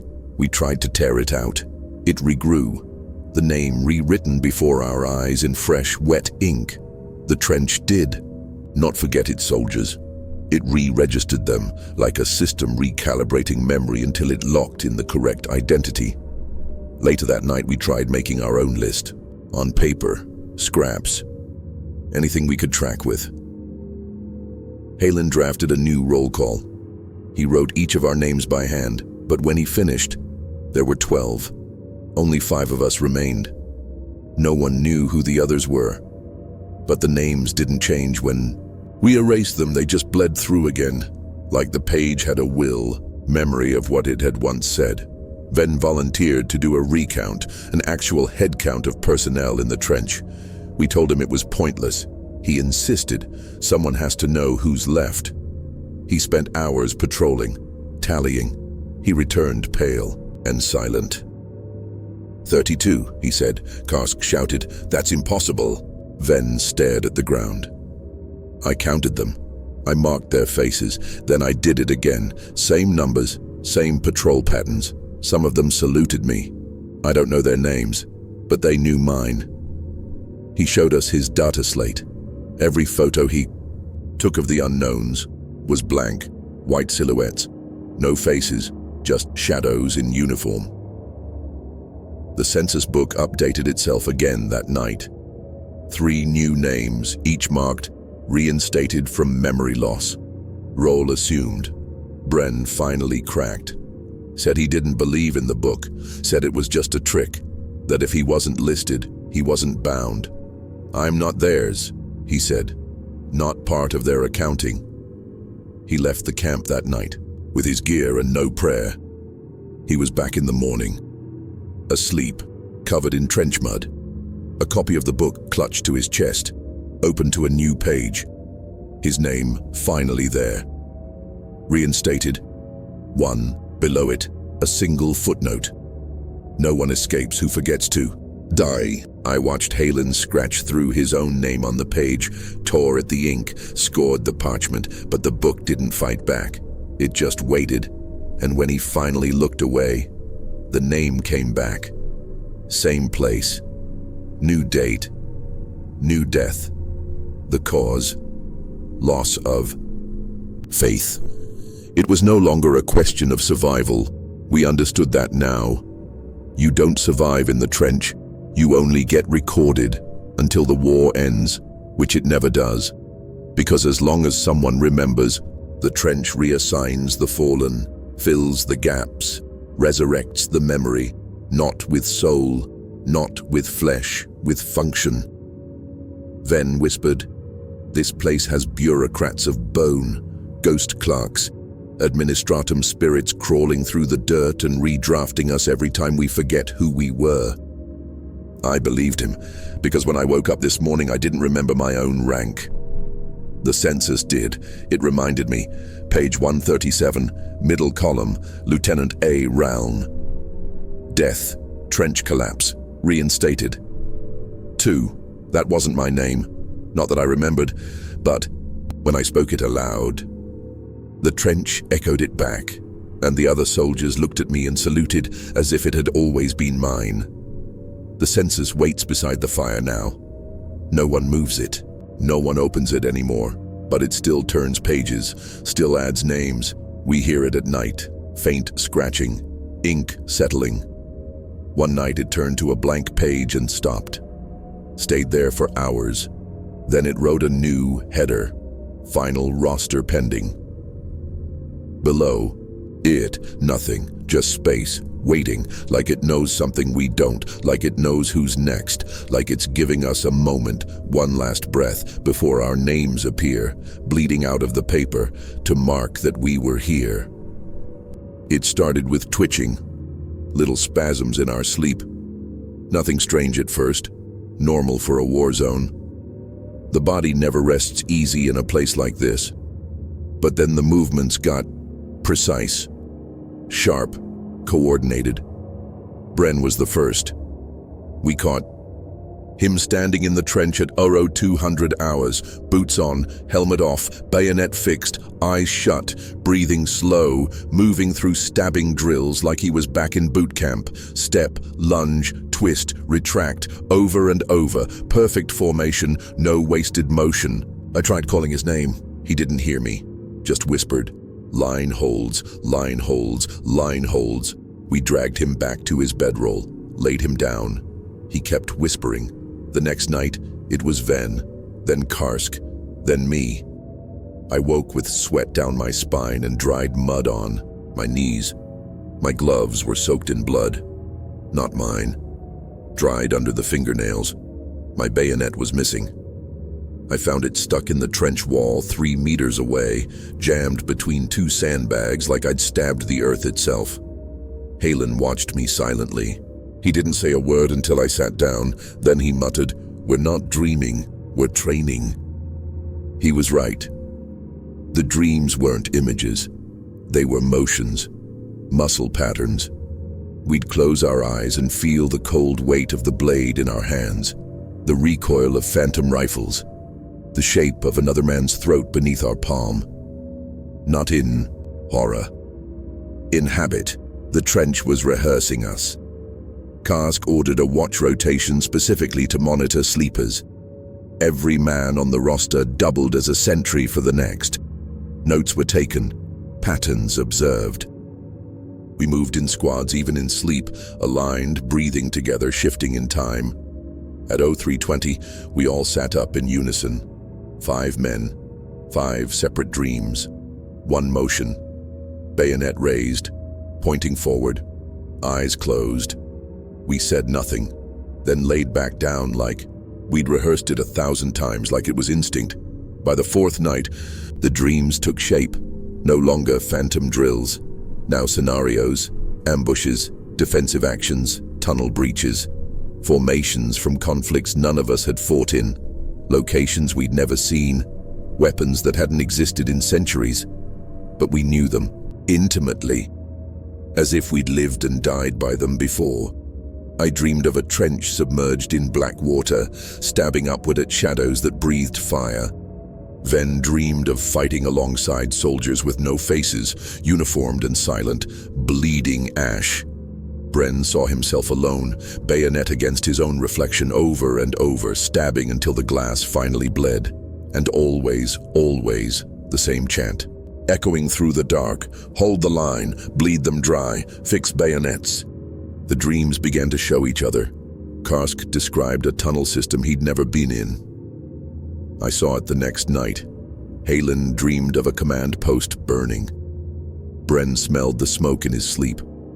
One morning, Ven woke up screaming, claiming he'd seen himself in my dream. Said I stabbed him through the chest while he begged for a name. I told him I hadn't dreamed at all. But I was lying, because I remembered the scream and my bayonet still had blood on it when I woke. The bayonets started changing. Not visibly, not at first. But they felt different, sharper, lighter, hungrier, like they wanted to be used. More than once I caught my fingers drifting to the hilt during quiet moments. Not out of fear, out of routine, comfort. Like the weight of that steel made more sense than my own thoughts. Halen stripped his bayonet one night and found a line etched into the blade, not machine cut, hand scratched, fresh. It read, "Dream of war and wake to fight." He dropped it, we burned it. The next morning it was back in his sheath, clean polished, smiling. Then came the chanting, not in dreams, in reality. Low, rhythmic, 100 voices humming through the trench walls, same cadence, same words. Fix bayonets, hold the line, fix bayonets, hold the line. We searched for the source, found no speakers, no echo trails, just words leaking from the soil like the trench was remembering its old orders and singing them back. When we covered our ears, we heard it in our bones. When we drowned it with gunfire, it paused, then restarted louder. The dreams became waking. I blinked and found myself mid-drill, 1 foot forward. Weight balanced, blade extended, a rusted mirror nearby reflected my face, not as it was, but as it had once been. Younger, fresher, dead-eyed. Fix bayonets, I said aloud. Didn't know why, didn't question it. We tried sleep suppressants, didn't work. The body still moved. Even unconscious, we trained. We'd find boot prints around the camp each morning, patterns marked into the mud, practice formations, even a sparring circle outlined in white ash. No one claimed it, but every man fit its dimensions perfectly, because it was ours. Karsk was the first to go full silent, stopped talking altogether, just watched, practiced drills for hours without instruction, perfect technique. At one point, he saluted nothing, then turned and struck an invisible foe with lethal grace. We watched from a distance, didn't interrupt. He wasn't alone. That night, we heard a fight, steel on steel, not lasfire, not bolters, blades. We ran to the trench lip and looked down. 2 men, bayonets raised, dueling in the dark, fast, precise, until one fell. The other turned, raised his weapon, saluted. We climbed down. There was no one there, just blood, a set of boot prints, and 1 bayonet left in the earth. Humming, I sleep with mine now, not from fear, from need. It feels more me than my own hands. When I dream, it speaks. Not in words, in pressure, rhythm motion. It guides me through the kill again and again, like it knows what comes next, like it remembers me. And maybe I remember it too. The rations kept disappearing, not from hunger, not from theft, just vanishing. At first it was small things, protein packs unsealed before distribution, water flasks going dry without being touched. Then entire crates gone. Whole containers moved or emptied without tracks, with seals intact, inventory numbers the same but contents missing. The logs didn't match what was real anymore. Karsk double-checked the manifests, every entry confirmed, every box accounted. 4. But we were going hungry and still, no one admitted to taking a bite. We rationed tighter, reduced to 1 meal a day, halved hydration, no one complained. Not loudly. Because the weirdest part wasn't the missing food, it was the leftovers. Plates scraped clean, spoons with dried rations still stuck to the edges, cups half full, still warm, always set in neat rows, next to empty bedrolls. Ven was the first to notice the pattern. He kept a private list of every soldier accounted for, every guard we'd seen, spoken to, shared shifts with. He marked each name with a symbol, alive, dead, unknown. That's how he saw it. There were more food sets than personnel. Always 2, sometimes 5, laid out in formation, carefully, respectfully, mess kits gleaming like they'd just been issued. He counted 37 complete sets by week's end. We only had 11 men. Bren didn't believe it at first, said it was nerves, fatigue, hallucination. Then he found his own canteen in the center of camp, steaming with recaf. He hadn't made it, but it was brewed the way he liked, exactly 1 sugar drop, just shy of boiling. There was a note beside it. No paper, just a name etched in mud with a finger for the one still holding. He didn't drink it. No one would have, but the next day it was gone. Cup, cleaned, rinsed, replaced in his pack. He swore he hadn't touched it. None of us had. Halen checked the Vox logs again, tried to scan for any trace of unauthorized movement. He detected signals at night, short bursts, localized, no identifiable origin point. Like someone's logging movements, he muttered, but only into memory. He meant that literally, the trench was keeping count, not of us, of itself. Who it had, who it needed, who it lost, and the rations, they weren't for us. They were tributes, offerings, tokens of respect laid out for soldiers too dead to eat but too remembered to rest. One night I couldn't sleep, stepped out for air. The trench was cold, still empty, or it should have been, because I watched a silhouette sit down across the sandbag line, pick up a spoon, start eating from a mess tin. I couldn't see a face, but the way he moved, methodical, efficient, tired, I recognized it. Soldier's rhythm. When I approached, he didn't run, didn't move, just faded, like a breath in fog. The mess tin was still full, steaming. Inside was my meal. Same ration combination I'd been issued 2 nights. Egg one I never ate. I'd lost it that night, swore I'd misplaced it, but now it was back, half-eaten.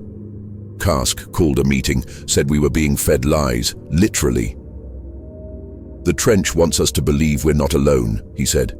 To build trust, familiarity, enough to let down our guard. He passed around a ration pack found that morning, sealed, labeled, current issue, dated next week. We're being stalked in advance, he said. Like the trench knows when we'll die, what we'll need. None of us touched it, but it stayed in the center of camp all day, untouched.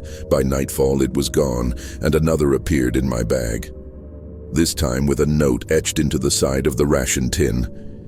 He eats again tomorrow. We began hiding food, not to hoard, to test. Ven buried a biscuit pack under a collapsed gear locker. Bren tucked 3 protein sticks into a latrine sump. Halen sealed 2 cans inside an ammo crate and carved his name into the lid. Every time, they vanished, clean, quiet, without a trace. And every time, a duplicate showed up the next day, same contents, same packaging, same seals, but different smell, older, wetter, like something had exhaled inside them. I opened one, shouldn't have. Inside wasn't food, not anymore, just black sludge, moving, alive, not. Fast, not hostile, just waiting. Halen scanned it. No biological trace, no mass, no heat. But the moment he touched it, he went cold, like his soul recoiled. He said, "It's trying to be food, like it remembers what eating looks like." We buried it, burned the shovel, didn't speak for a full rotation. After that, the trench started offering us rations directly. Not through crates, not through packs, through voices, a whisper near the latrine. "Your soup's getting cold," a murmur in the dugout. "He liked yours better."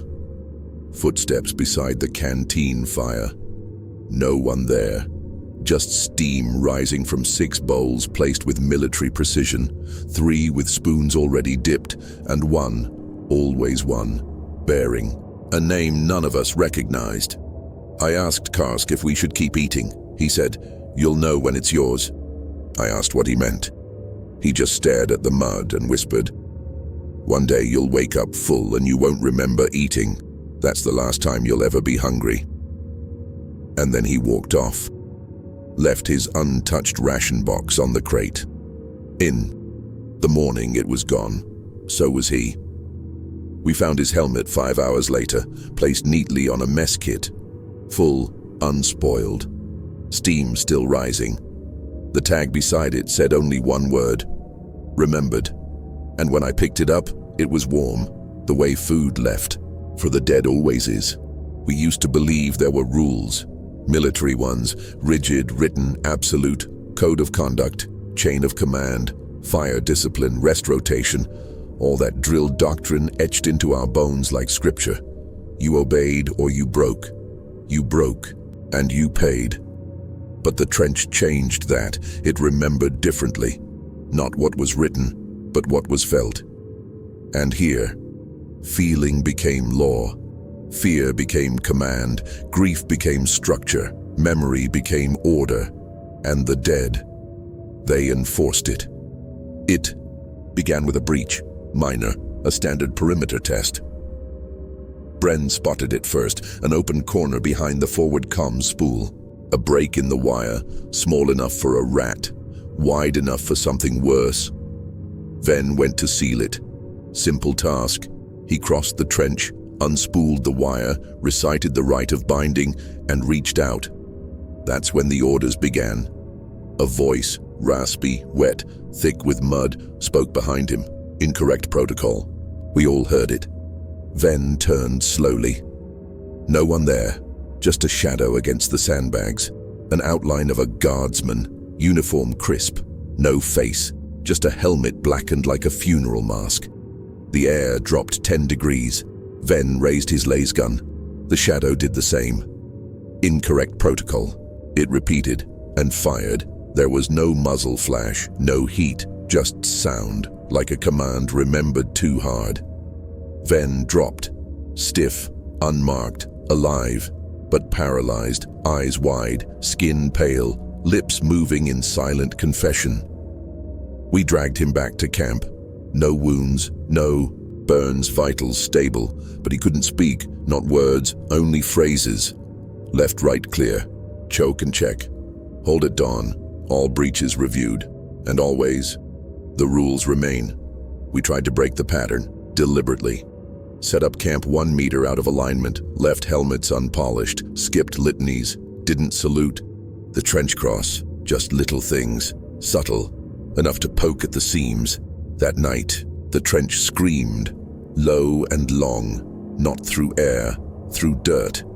Vibrated through our teeth, came up through the soles of our boots, and when we woke, every helmet was polished, every bag repacked, our gear in perfect order, bedrolls aligned, lamps extinguished, and relit with the proper ceremonial flame.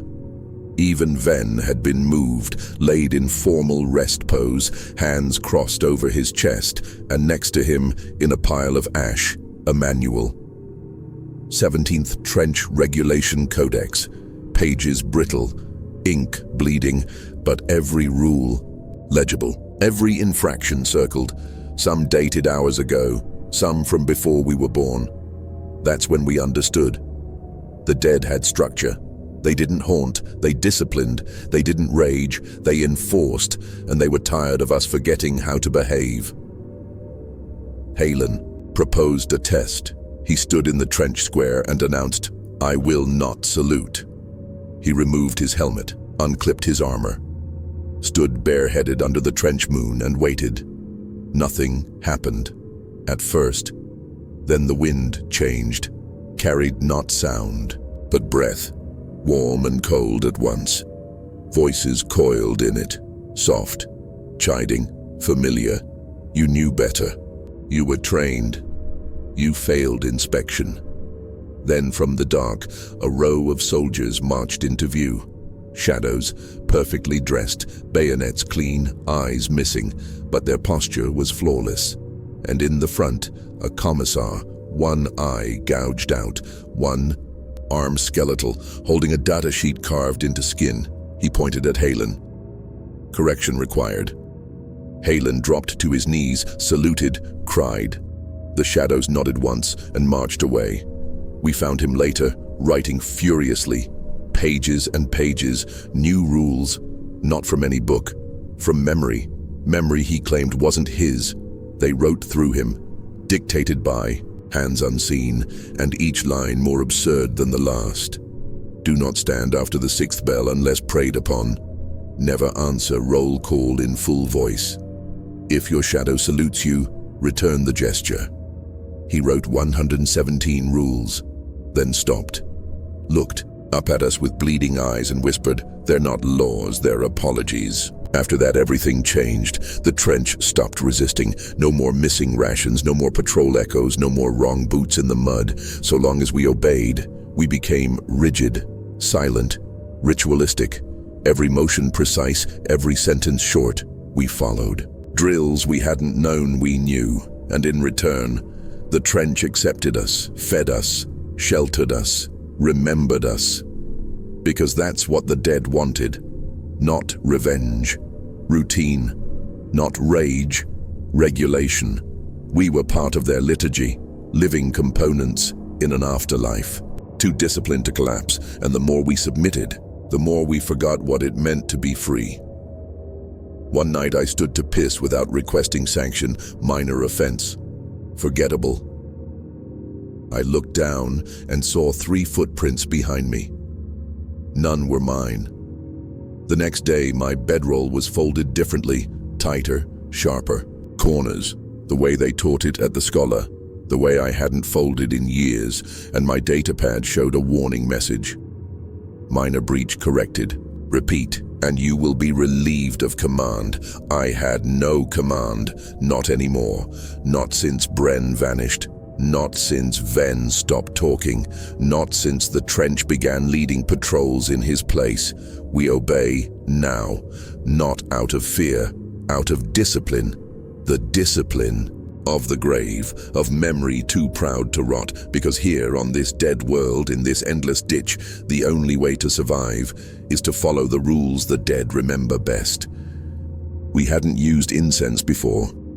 It wasn't standard issue, not for grunts like us. But one morning, we woke to the smell of it. Sweet, cloying, sickly fragrant, drifting through the trench like it had seeped from the very mud. It coated our gear, stained our sleeves. Even our canteens tasted like it. Halen said it smelled like church. Dawn said it smelled like burnt flesh. I couldn't tell. All I knew was that wherever it came from, it never left. Even after we burned our uniforms, even after we scraped our lungs raw trying to vomit it up, the smoke stayed. Then came the voices. It began at dusk. A low hum, faint, harmonic, somewhere between singing and static. Not from ahead, not behind, above. As if the sky itself was singing. No words, just layered tones, hundreds of voices woven together. Some sounded young, others old. Some were ours. I heard my own cadence, heard myself reciting the litany of aim correction. I hadn't spoken it in years. Now I heard it repeated like a hymn, one voice among hundreds. Then came the others, dead voices. Ven's old sergeant, Bren's father, Cask. All of them, not screaming, not warning, just singing. Holding their notes like they had all the time in the galaxy. The smoke thickened. We started seeing shapes in it, not full figures, impressions, as if someone had walked through fog just before you turned your head. Always in the corner of vision, always just out of reach. Once I blinked and saw a silhouette kneeling beside my laser gun, hand outstretched like it was helping. Reload. When I moved, it vanished. But the charge cell was full, and it had been empty before. That night, we gathered in silence. The voices never stopped. No matter how deep we went into the trench, no matter how tightly we wrapped our heads in gauze, the sound pierced. The melody changed, slowly, less harmonic now, more pleading. Long, rising wails layered over each other like dozens of souls trying to hit the same note and failing, then falling silent and beginning again. Each cycle slower, sadder. Like the song itself was trying to remember how it used to go. Halen collapsed during fourth watch. Not from injury, from exhaustion. He said the voices were inside now, not heard, felt. Every breath he took hummed with that same terrible harmony. He couldn't sleep because when he did, his own voice joined in. He'd wake up choking, mouth open, lungs vibrating like a vox beacon straining to hold signal. He begged us to cut his vocal cords. We refused. By morning he couldn't speak anyway. His lips were black with soot, and when he opened his mouth, smoke poured out. We built a fire thinking it would help, make the smell manageable, control the smoke. Instead it grew thicker, faster. The flames burned cold, flickered with purple and green light that cast no shadow. And from that fire, the choir grew louder.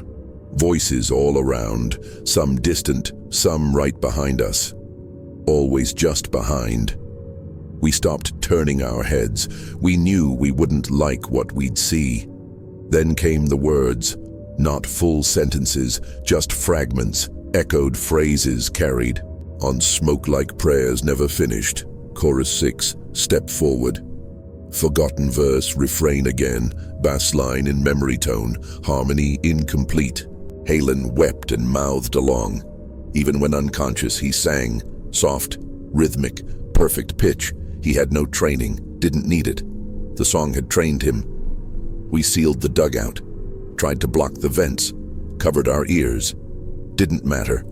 The sound came from us now, from the dirt, from the trench walls, from the smoke that never left our sleeves. Bren muttered that it wasn't a song at all. It was a code, instructions for identity, a liturgy written not in words, but in names. Lost names, stolen ones. The choir was trying to reassemble itself, piece by piece, one singer at a time. At midnight, Dorn stood and walked to the trench lip. No orders, no hesitation. He raised his arms and opened his mouth. Didn't speak, didn't shout. He sang, perfectly in sync with the melody, and as he did, we saw others join, figures in the mist, uniforms half-rotted, faces burned, bayonets raised in salute, each one singing in harmony, dead men in perfect chorus. Dorn sang, until his lungs bled, then turned to us and whispered, "They need us to finish the song," and collapsed. His blood steamed on the floor. It smelled like incense. We burned his body, wrapped it in sanction cloth and used purifying oils, said the rites. But when the fire reached bone, the smoke sang. We heard him again, clearer than before, Sayul. If death had perfected his voice, no static, no distortion, just Dorn reciting, "I remember my note now. You should too." That night, the smoke formed a circle, not by weather, not by chance. It deliberately swirled into a shape, a ritual, a pattern we recognized. Parade ground layout, basic drill formation. 6 standing spots, only 5 filled. One, left open. For me, I didn't move, but I felt my breath sink to the rhythm again. The choir waited, patient, terrible, welcoming. I woke with soot in my lungs and a song in my head, still humming, still inviting. One line repeated again and again, louder than all others. A choir unfinished cannot be forgotten. And every time I breathed, I swore I saw the notes forming in the air, written in smoke, in blood, in memory. And it wasn't until I tried to speak and realized my voice was already singing that I knew the truth. I had always been part of the choir. I had just forgotten my verse. We began to burn things without question. Not from malice, not from need, from instinct. At first it was small. Ration wrappers, mud-soaked prayer scrolls, broken cogitator slates. Then gear, helmets left too long unattended, dog tags recovered. From the trench corners, uniforms that didn't match anyone we could name. Every item we burned felt like exhaling, not purging, releasing. Like the trench had stored up too much memory and we were clearing space for new ghosts. The fire always burned hotter than it should, blue at the center, silent. No crackle, no hiss, just a hungry glow. We didn't use fuel, didn't need to. The ashes fed themselves. One morning, Halen brought out a data slate, old, cracked, blackened, along one edge. He said it had his childhood memories on it, birth registry, academic placement, everything from before conscription. He stared at it for a long time, then threw it into the fire without a word. When it burned, the flames flickered once, and a new name whispered from the smoke. Not Halen's, not ours. A name none of us recognized, but all of us felt. Like a name we'd once known and sworn to forget. I asked him why he did it. He said, "The past weighs too much when the trench wants to carry you forward." The ashes stayed with us, clung to our uniforms, coated our mouths, mixed with the mud in the cracks of our boots. Every breath tasted like cinder, our fingers blackened just by touching the dirt. One night, Bren unwrapped his meal and found ash inside. A full portion, still warm, still steaming, as if someone had cooked a memory down to its residue and sealed it in foil. He didn't eat it, but he kept it, pressed it into a vial and labeled it, me. We all did the same eventually. Collected bits of what we burned, labeled them, called them things like Old Orders or Night Six or Third Death. Not because we knew what they were, but because giving the ash a name was the only way to know we still had one. Then, the faces appeared. In the fire, not silhouettes, not illusion, clear, real, always one at a time, always slow. A face would form in the glow, first in outline, then detail, until you couldn't look away. You'd see the lines in the cheeks, the way the hair curled at the temples, the scar above the brow, and when you blinked, it'd be gone. The first was Ven. He'd been missing 5 rotations. When he appeared, he looked younger. No flak vest, no weapon, just eyes filled with firelight and a small half-smile. He didn't speak, didn't gesture, but Halen saluted him, and the fire saluted back. We kept a log, started calling them Ember Men, ghosts born from soot. They didn't appear every night, only after something meaningful was burned. Not random gear, things with memory, dog tags, diary entries, bloodied bandages. Once Karsk's last bullet. We threw it in during a storm.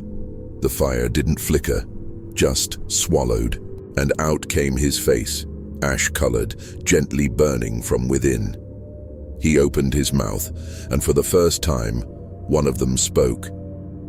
"You were right to shoot him. He wasn't me anymore. We never asked what that meant." Bren went next, quietly. Walked into the flame without sound. We tried to stop him, but our feet refused to move. Our voices failed. The fire didn't flare, didn't consume. It welcomed him, closed around him like a memory made warm. His body left no bones, no smell, just ash, perfectly formed, piled neatly where he had stood, and next to it his helmet. Inside it, a letter. 4 words etched into the soot. Ashes remember best. B. After that, we each began leaving tokens, not out of reverence, out of necessity, offerings to the trench, reminders to the fire. This was me, we were saying. Please hold it when I can't. I left a scrap of a photo I don't remember taking. Halen gave it his left boot, said it belonged to someone else anyway. Dorn tossed in his rank insignia and whispered, "I don't want to be that man again." Each time, the fire whispered back, not in words, in memories. I started dreaming of lives that weren't mine, or hadn't been. A child in hive stratus climbing into a ventilation shaft to watch orbital dockings. A sniper in the 3rd Vrax reclamation counting her last 3 shots. A medici who set fire to his own field tent to erase a plague report. They all felt true, felt earned, but they weren't mine. Or maybe they were, once, now stored in the ash. One morning I couldn't remember Bren's voice. Tried to repeat one of his jokes. Failed. Couldn't picture his laugh. Couldn't summon the rhythm of how he walked. I panicked, ran to the ash pile, dug through it, found nothing but warmth. But that night, we added more fire. I tossed in my journal. The old one, the one I'd stopped writing in after the trench began remembering for me, and when the flames rose, Bren appeared, whole calm. He didn't speak, just nodded and winked. That wink anchored him in my mind again, and for one more day I could say, "I remember you." The fire stopped taking things eventually, not because we ran out, because it had enough. One night, Halen tried to feed it a nameplate. The flames recoiled, turned black, spat ash back into his face. He screamed for hours. Not in pain, in shame. "Too much," he sobbed. "They don't want more, they want what's been earned." That's when we realized the fire had begun to judge. Not everything burned now, only memory that mattered, only identity willingly surrendered. Not discarded, offered, and then it happened. My face in the fire, smiling, peaceful. But the eyes were wrong, familiar, empty. I watched as it turned, looked out at the others and nodded once. Like it recognized them, not me, like it knew who it was better than I did. I screamed, shoved the fire pit over, ash went everywhere. But when it settled, my face was still there, drawn in soot on the wall. Beneath it, my name, but not the one I remembered. The one I had before the trench, before the war, and I whispered it once, just once, and the ash stirred, like it was pleased. We don't burn anything now.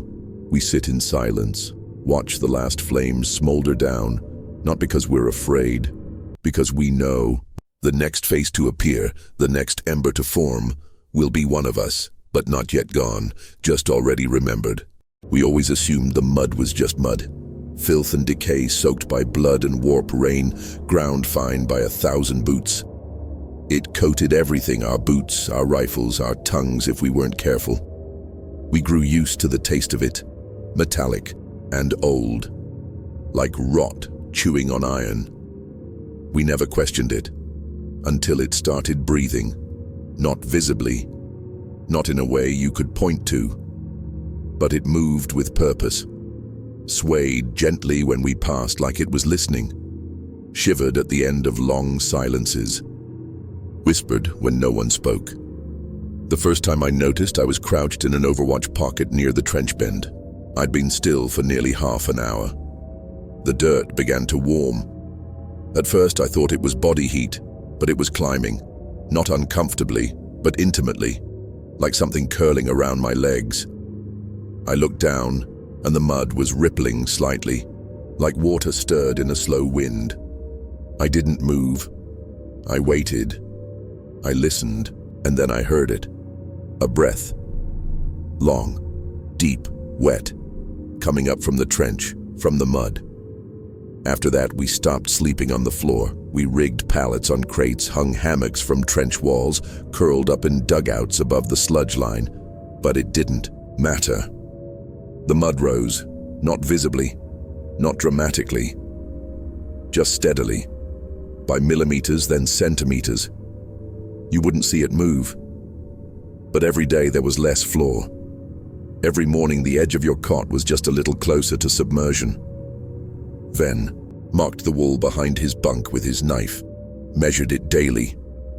3 days in, the mark was swallowed. On the 4th, the wall was wet. Halen made the mistake of stepping barefoot into it. His boots had been soaked beyond repair. Blisters turned to splits.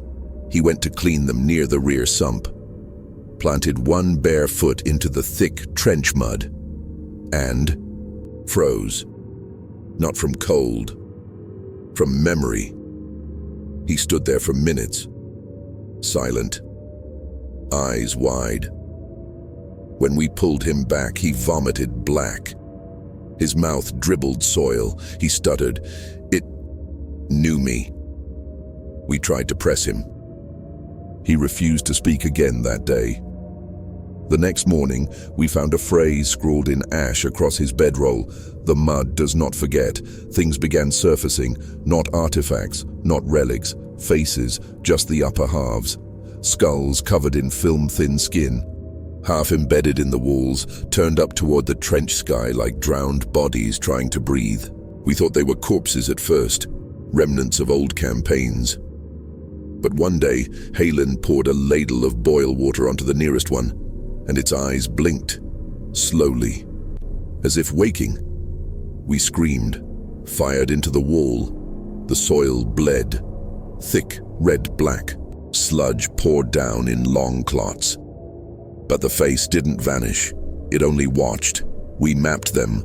There were 13, then 20, then more, spread across the trench like observers, each positioned with precision, some in corners, some under our walk lines, some in fire-step alcoves. No pattern to rank or age. Some were clearly ancient. One we swore matched Dawn's father, based on old picked log descriptions. Another resembled Cask's missing corporal. We stopped looking too closely, because the longer you stared, the more they seemed to know you. And eventually, they blinked in time with your heartbeat. The mud began speaking. Not in words, in echoes. You'd walk past a bend and hear your own, voice whispering, old phrases, thoughts never said aloud. Secrets. Don't trust Halen. I want to go home. I miss my name. Always in your tone. Always just behind you. When you turned, nothing. When you listened, nothing. But if you answered, if you spoke back, it replied. Never directly, never clearly. Just noise layered with suggestion. But sometimes, it knew things. Once it told me my blood type. Another time, it whispered the last line of my mother's dying prayer. Ven called it the listening skin. He said the trench was made of us now, not just dead soldiers, but our thoughts, melted into the soil. Memories dissolved in rainfall. Identity cooked under bombardment until only the ghosts of who we were remained, curling upward from the ground like steam. It doesn't need to kill us, he said. It needs us to remember wrong. Then it fills in the blanks with mud. We didn't argue. We couldn't. Because the next day, Bren dug into the sidewall to build a new ammo cache and pulled out his own face, preserved, smiling, eyes closed. He stared for an hour, then calmly set it back into the wall, patted the mud gently, and whispered, "Hold the line." From then on, he stopped responding to his name, said it was too heavy, that the mud already carried it for him. He'd look at you with soft eyes and say, "You don't need to speak to me. Just think it.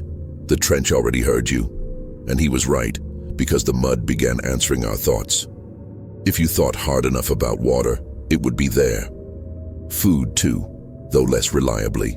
If you thought of someone specific, they'd appear in the corner of your vision, just for a moment. If you thought of escape, the trench would tighten, walls closer, ceiling lower, mud rising. I dreamed of drowning. Every night now. Not in water, in dirt. I'd be crawling through a comms tunnel, whispering coordinates to an unknown voice. The soil would press closer. I'd call for light. The vox would whisper back, "You were already swallowed." I'd wake with mud under my fingernails, grit in my teeth. One morning, Halen said I hadn't breathed for 6 minutes. He didn't resuscitate me, he just watched. Said the mud was holding my lungs. The faces began to speak. One night, Bren sat down beside the oldest skull in the trench wall, looked it in the eyes, asked, "What was my rank?" The lips didn't move, but mud shifted behind the teeth. A breath rolled from the throat like wind passing through a reed. "Corporal," it whispered. He nodded, walked away. Next day, his dog tags read, Corporal B-132. They hadn't before. Now we ask, the mud when we forget, and it answers, because it watches, because it never stopped, because even as the trench falls silent and the sky goes black and our words lose meaning, the mud listens and remembers, and one day soon, when we are nothing but boots and breath, it will tell the next soldier who we were, and it will get the details wrong. But that won't matter, because in this place being remembered is the only thing more important than being real. It began when we stopped calling each other, not out of disrespect, not fear, just fatigue. The names no longer fit. Halen didn't sound like Halen anymore. Bren had stopped answering to anything at all. Dorn had taken to humming instead of speaking, using tones to request rations or respond to patrol shifts. I noticed I was writing the wrong name on my own logs, each time different. One morning I wrote, Lask. Next day, Varen. Neither of those names belonged to me. Or maybe they once did, maybe they would. The trench didn't seem to mind. Karsk had vanished the week before. We found his helmet in a puddle, his tags fused together, the nameplate smoothed flat like clay. Left too long in the sun. No sign of struggle, just absence. As if he'd stepped into the mud and let it take everything but his shape. Since then, the tags have started falling off our necks. Snapped chains, melted inscriptions. And no matter how many times we stamp new ones, the names rub away before the night ends. The mud doesn't remember them. So why should we? We implemented a new system. Numbers, simple, clear, sequential. Bren became 3. Dorn was 2. I took 1. No protest, just silent nods. Ven was gone by then. We left his cot empty, labeled 0. It felt right. The kind of right that comes from repetition, not truth. Halen adopted 4. He didn't ask who decided it. The trench did. Maybe the mud whispered it to him. Maybe he dreamed it. Maybe he stopped needing us to tell him who he was. From that day on, we only used numbers. No one wrote them down. We just knew. Our movements became sharper, precise. Like a drill run, not for inspection, but for survival. We patrolled in numbered rotations, 8 by rank. Slept in shifts dictated by a rhythm we no longer tracked by clock, but by memory. When 3 took watch, 1 would rest. When 4 recited litany, 2 would inspect the perimeter. No words passed between us unless they were needed. No jokes, no prayers, only function, only purpose. It was easier that way. Without names, there was less to forget, less to lose. The trench began to cooperate. Rations appeared on time. Lanterns held flame longer. Last packs recharged without supply. Even the dead stayed quiet, as if we'd passed some test. as if the loss of names had completed the ritual. At one point I dreamed of a towering figure wrapped in regulation fatigues, face smooth and blank. It looked at me, pressed 2 fingers to my chest and said only, "Corrected." I woke to find a new rank pin resting on my cot, unmarked, shaped like a 0. I wore it. Didn't question it. Didn't need to.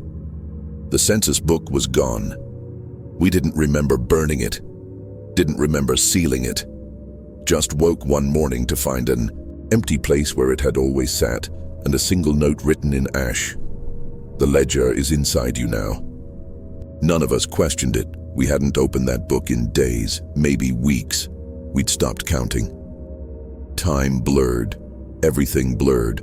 One morning, Halen 4 failed to respond to roll call.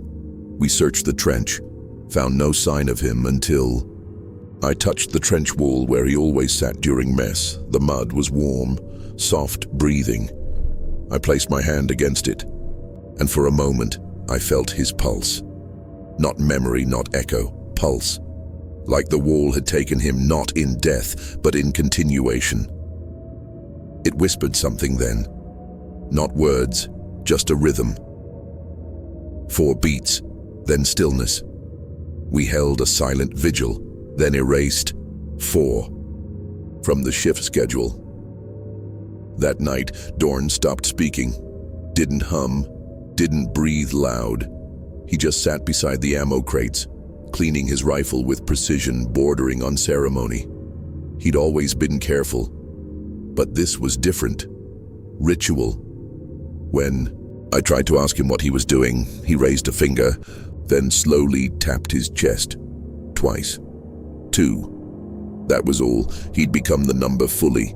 The person beneath it was folded up and stored away, maybe for good. The trench spoke again on the 6th watch rotation. The vox crackled. Static first. Then a single phrase repeated in bursts. Designation achieved. Designation achieved. Designation. It stopped when I looked up, and the mud shifted again. Writing appeared along the trench wall in dripping, slow streaks. "You are holding well. Continue reduction." We understood what it meant. It wanted less, fewer selves, fewer thoughts, less identity, just action, just duty. We purged old gear, destroyed diaries, erased data slates, stopped recording anything personal, even our dreams we stopped telling each other. They weren't ours anymore. They belonged to the trench. It was dreaming through us, and it hated clutter. It needed soldiers, not stories, function, not faces, so we complied. Because resisting felt like slowing down, and slowing down meant the mud crept higher. The whispers got louder, the ghosts returned, and no one wanted that again. By then, even I'd forgotten my voice, not just the sound, the feel of it. My mouth only opened to speak designations, orders, litanies, nothing else. I read old comm logs once to remind myself what language used to feel like. It made my gums bleed. The night dawn disappeared. It rained for 6 hours straight. We didn't notice at first, didn't feel the wet. The trench just filled with silence. By morning, his number had been washed off his cot. No sign of struggle, just a helmet on his pillow. Inside it, a mirror, small, cracked. My face reflected in it, except the eyes were his. When I woke the next day, 3 was already standing at post. Didn't look at me, didn't speak. He tapped his shoulder 3 times. That was all. Then returned to his watch, and I sat, and I waited, because I knew my designation was next, and soon I'd forget how to write, how to count, how to wonder, and I'd become just a breath in the trench, a motion in the drill, a number the mud would no longer need to remember, because the trench holds everything except names, because names are too loud. The last officer died at dawn. A mine hidden beneath the latrine stair, rigged with old Imperial sigils, probably planted when the trench still followed the standard war doctrine. It tore him clean in half. We pulled what was left from the pit, in silence. No one prayed. No one cursed. We just stared at the blood steaming in the cold and waited for the next order. None came. There was no one to give it. We stood for hours, shoulder to shoulder in the mist. Ghosts whispered behind the trench walls. Marching sounds echoed beneath our feet, but still no command, no next step, as if the trench itself was waiting too, testing, watching, counting who remained. Then the Vox unit crackled. Not from the usual static, from the old channel, the one no one had used in weeks. Acting command transferred, awaiting confirmation. We stared at each other. Bren, 3, tilted his head like a dog hearing a new tone. "It's not asking who's in charge," he said. "It's assigning." "Promotion accepted," the Vox replied. "No name, no rank." But the trench shifted.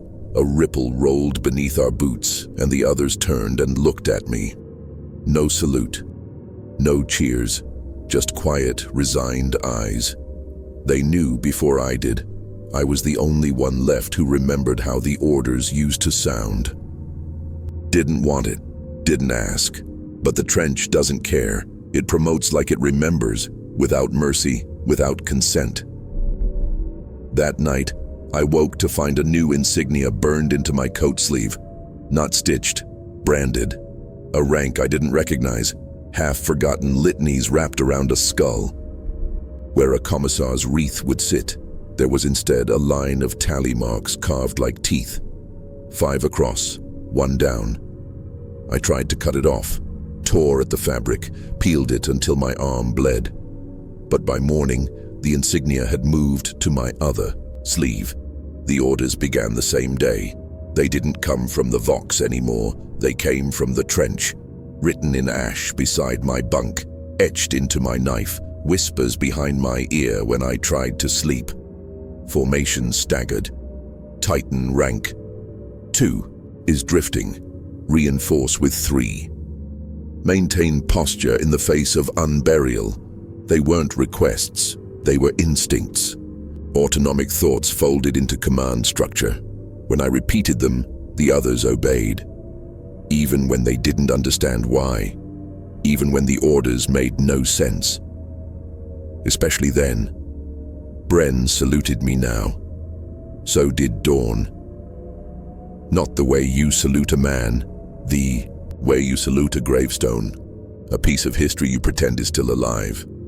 I gave them orders because I had to. Because if I didn't, the trench would whisper louder, angrier, until it filled my lungs and made me say something. And the moment I did, the world aligned again, mud settled, wind calmed, ammo boxes refilled, as if the trench only remembered how to function if someone was in command, even if that someone had no idea who they were anymore. I called a drill formation automatic. From muscle memory I no longer believed belonged to me. They lined up. Dawn was missing half his face. Bren had started twitching with each pulse of the Vox like a hound being fed rhythm through bone. There were only 4 of us left, including myself. But when I shouted, "Eyes front," 26 men obeyed. I didn't see them, but I felt them. Weight in the dirt, heat in the mist, a pressure in the shape of men who died already but stood at attention anyway. Ghosts, perhaps, or memories given spine. The next night, one of them spoke, a voice behind me in the trench line, clear, confident, Imperial standard diction. "Captain, we await fire coordinates." I turned. No one there, just mud, just the silence. But my tongue moved anyway. I gave a grid reference I hadn't memorized. The ground shook 10 minutes later. A crater appeared in the western bank. Old corpses surfaced in the blast ring, still fresh, still saluting. I kept commanding after that, not because I believed, but because I feared what would happen if I stopped. The trench needed leadership, a spine, a face. and the dead didn't have one. But they would borrow mine if I let them. I tried to write an objection once, laid out my protest on old parchment, inked in oil and sweat, folded it into an aquila shape and left it on the review board by the latrine. The next morning it was returned unopened, stamped, request denied, rank confirmed. And below it, in scorched script, a ghost can't lead the living, but the living can lead the dead. They obey me, even now, even the ones with no skin, even the ones who walk without breath. I speak, and they march. I whisper, and they dig.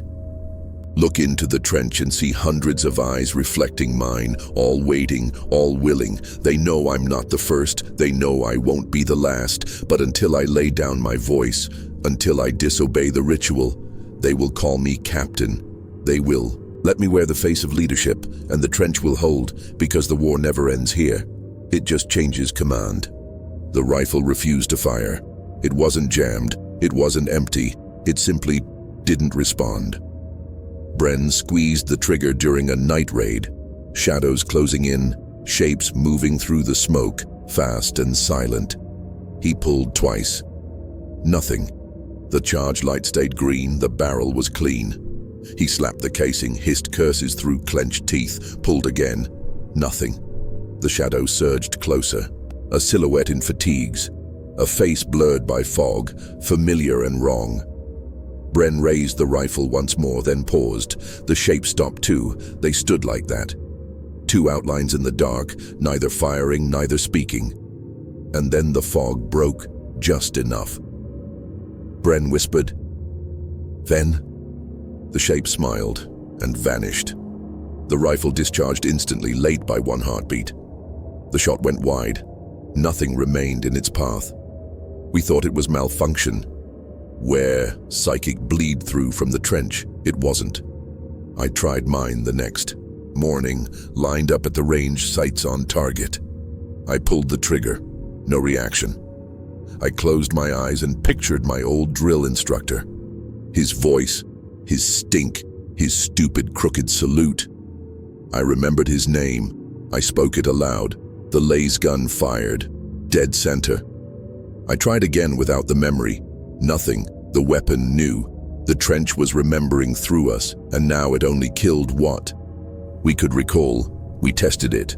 Dorn volunteered first. He set up helmet targets and we rotated fire, trying different conditions. Weapons powered, barrels hot, optics sharp. The targets sat still. Bren stared at one and muttered, "Looks like first platoon's greenbacks." The shot fired clean. Next target, blank helmet. No comment, no shot. I tried assigning a name. Enemy sapper, from Hive Rack. Gun fired. Tried a second. Enemy trooper. Name unknown. Silence. Same weapon. Same charge. The trench refused to kill what we didn't remember. I thought of a memory. Raktathay, siege at the southern reactor vent. I was 19. There was a man, tall, tan-skin, one cyber eye. He killed our sergeant with a pickaxe. I pictured his face, raised my rifle, fired. The target exploded. The trench approved. Weapons are memory locked now. We pass kill lists before patrol. Not dossiers, not briefings, photographs, descriptions. Personal. Connections. Each trooper recites 5 names before stepping into fire range. We call them kill rights. Each time you say a name, the rifle charges a new cell.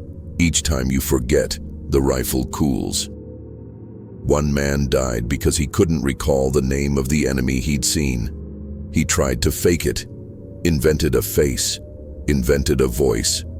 The trench knew. The rifle backfired, melted into his arm. He screamed for an hour before the weapon finished cooking through bone. All he kept saying was, "But I made it real. I gave him a name." That wasn't enough. It had to be remembered. We adapted. Memory drills every morning now. I hold up silhouettes, ask for name, voice, story. If you get 2 out of 3 right, you earn fire clearance. If not, you patrol with a shovel. Dorn's getting worse. He mumbles too much. recycles the same story for every target, keeps saying, "That's Ven, that's all Ven. Everyone out there's Ven. He shoots every time, hits too." But I'm starting to think it's not a memory, it's a hope that if he keeps remembering Ven enough times, maybe the trench will send him back, or worse. Maybe it already has. Last week I saw myself, clear, standing on the trench line with my rifle slung, smiling. He looked real, tangible. He nodded at me. I aimed. Nothing. Weapon refused. I tried again, spoke my own name. The gun whined, started to charge. I hesitated, lowered the barrel. He turned, walked away, into the fog. I stopped firing after that. I haven't shot in days. Not because I won't, because I can't remember what's real anymore. Every target looks like someone I've lost, or someone I was. The trench won't let me kill unless I own the memory. But what if every face is already mine? What happens when I am the enemy I remember? The others have stopped asking why the guns don't always work. They accept it now, like the wind, like the cold, like the voice of the trench humming through their teeth. Some even smile when their shots land, a private form of communion, like the trench has validated them. You remembered someone enough to end them, a holy rite. Memory through murder. Our latest recruit, if you can call him that, appeared yesterday. No one saw him enter. He wore our fatigues, no nameplate, just a rusted bolt pistol and a last-scarred jaw. He saluted, said nothing. We asked who sent him. He said, "You did. You just forgot." No one questioned him. He patrols now with Dorn. Their rifles never fail. Today, the trench gave us new crates, supplies stamped with dates from 4 centuries past. Inside, ammunition, all clean, all functional, but only when marked with a wax seal bearing a single name. No serials, just names, one per shell. The shells whisper when fired. We've started naming each one after the people we bury. They fire perfectly. The last time I aimed my rifle, I closed my eyes and remembered my brother. Conscription number 889S12.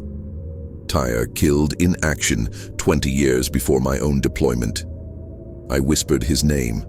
The rifle hummed, not like before, deeper pleased. And the shot cracked so loud it felt like the trench exhaled. I don't know how much longer I can hold this squad together, not because of fear, because of memory. Each shot we take robs us of something. Every time we fire, we cement the past again.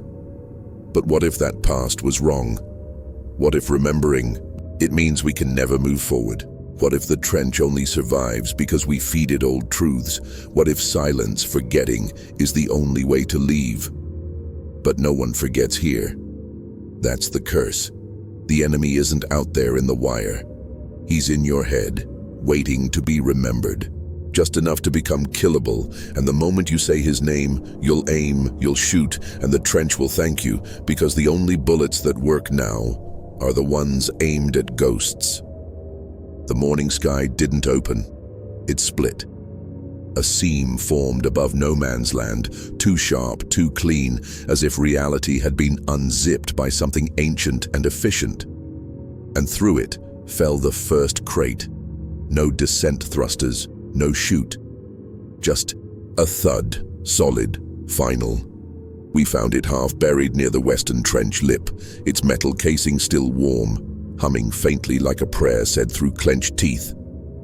There were no identifiers, no aquila, no call signs, only a date stenciled in fading ink across its lid. Today, we hadn't requested resupply. There was no uplink, no orbital presence, no friendly command. We hadn't seen another voice from command in 37 rotations, and yet here it was, fresh paint, fresh welds, locked, but not sealed. Bren opened it first, pried the lid free with a bayonet. The air inside tasted like incense and engine oil. Inside, ammunition, rations, water, medical kits, all exact to regulation, but not modern issue, ancient. The bolter shells were brass-cased. The water came in glass bottles sealed with wax. The rations were Imperial Standard M35 issue, pre-Horus, older than the trench itself. Dawn knelt and ran a scanner over the crate. No data sig, no encryption, nothing. This thing doesn't exist, but it did. We touched it, unloaded it, divided the contents like good soldiers. Then came the second crate. It arrived with no sound, no wind, just presence. We turned and it was there. Same design, same faint hum, but this one had a different label. Property of the 117th Vanquishers. Issued today. We froze, because we were the 117th now, or at least what was left of it. No one said it. No one had to. We took inventory. The contents were perfect, exactly what we lacked. 6 last cells, 2 days water, a functional auspex, 1 book, bound in skin. The pages inside were blank until Dawn touched them. Then the ink bled up. A single phrase. You. Left something behind. We burned it. The pages screamed, but by morning the book was back, lying on my cot, open to a different page. This time, you were supposed to stay. After that, the drops increased, 1 each rotation, always in silence, always with something we needed, but never what we asked for. A flamer with no pilot light, a vox unit tuned to a channel no one remembered authorizing, armor designed for a soldier who didn't exist, rations marked with names we didn't know, water that tasted like someone else's mouth. We stopped opening them for a while, started burying them in the sand outside the trench. They unburied themselves, returned to camp, stacked themselves beside the latrine. We woke to find them clean and dry, lids open, waiting. The others began referring to it as the cache. Not a gift, not a resource, a sentence. Dorn muttered, "It's supplying us to stay." Bren said, "It's feeding the memory, not the man." And me, I just stared at the next crate, the one marked with my own serial number. Inside, my childhood. Letters, the ones I burned on the transport shuttle, my dead mother's Aquila pin, my first pair of boots, worn at the heel flaked with ash. Things no one should have had, not even me. I never told anyone, but the box knew. The trench remembered. We held a vote. If the trench could vote, burn the crates, ignore them, use them. In the end, we did what we always do. We obeyed. Because even when there's no voice, the trench gives orders. You feel them, in the marrow. The boxes stopped being strange. They became doctrine. If a crate appears, we open it. If it gives you something, you carry it. If it marks you, you answer. Then came the crate with the name list. 3 pages, thin yellowed parchment rolled like a scroll, each name inked in red. Not blood. Too thick, too fresh. A manifest, every member of the 117th, past, present, future. At the bottom, my name. Next to it, Commander acting. Below that, supplies allocated. No ending date, no expiration, just a blank line, waiting. I tried scratching my name off. The ink bled into my fingers, burned. Then it rewrote itself, in neater script, this time with a new title. Custodian of drop integrity. I didn't sleep that night. Next rotation, a crate landed on my bed, small velvet lined. Inside, a ceremonial las pistol, carved with my initials, chambered for 1, a note inside read, "In case memory fails." We stopped counting the drops. Some were useful, some were wrong. A locker full of skin-shedding gloves, a mirror that showed what you looked like before deployment, a box of uniform buttons, each one engraved with your birth date. 1 crate just held, boots, 12 pairs, all worn, all warm. No one had been issued them, no one claimed them. They fit anyway. The trench stopped testing us after that, because we'd stopped resisting. The drops weren't tools, they were anchors. Physical confirmations of the memories we'd lost, each item real enough to remind us we used to exist. Somewhere, somehow, and that the trench would never let us forget, not as long as the drops kept coming. I sleep next to one now. It arrived last night. Still sealed, still humming. It has my name burned into the steel, but the lock won't open, not until I remember something specific. Something it wants. The lock reads, "You still haven't said goodbye."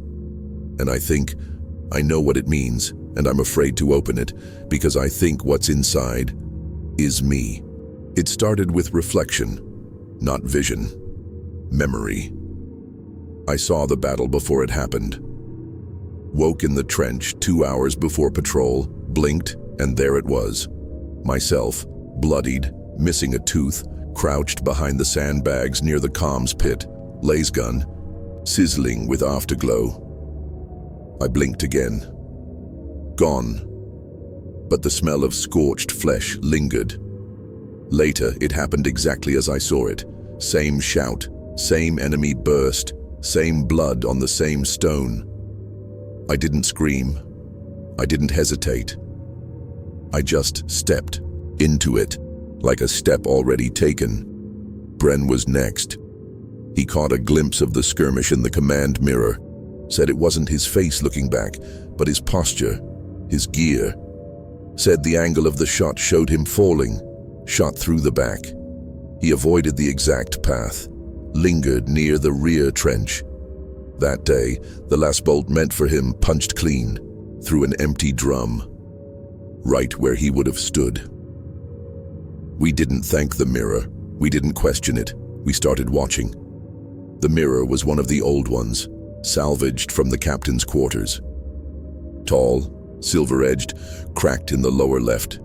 It had no energy signature, no obvious warp taint, but it changed, never moved, just adapted.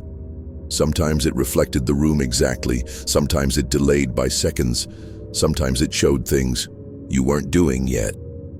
I saw Dorn whispering words in a tongue I didn't know. Bren saw a new insignia burned into his coat, days before it actually appeared. I once saw the trench on fire. Hours later it burned, exactly the same. Exactly. We called it the lens. It wasn't prophecy. It was memory played early, the war repeating itself ahead of schedule. Each morning we checked it like a status slate, watched the shapes, the figures. Sometimes we saw no one in the trench. Sometimes we saw too many. One morning, Dorn saw himself shot by Bren. Didn't tell him. That night, Bren never returned from patrol. Next day, Dorn's reflection was gone. The lens stopped showing us after that. It showed others. The 117th. Old formations. Dead men marching in reverse. Bayonets drawn. Chests split, but eyes alert. They saluted the mirror, then walked backward out of frame. Halen once saw himself lying down in the trench, face covered, saluted by a figure in commissar's blacks. The next morning, he found his own death shroud neatly folded beside his bedroll. We all saw it. We all stayed silent. The lens never lied. The reflections got stranger. Sometimes the mirror showed our backs, even when we faced it. Sometimes we saw the battlefield, through a scope, no rifle in hand. Sometimes we saw the trench being dug over and over by men with no hands. They moved earth with stumps, howling songs we didn't understand, songs that rhymed in languages we couldn't hear. I stopped watching. It alone. The things I saw made sense only when shared, alone. They hurt.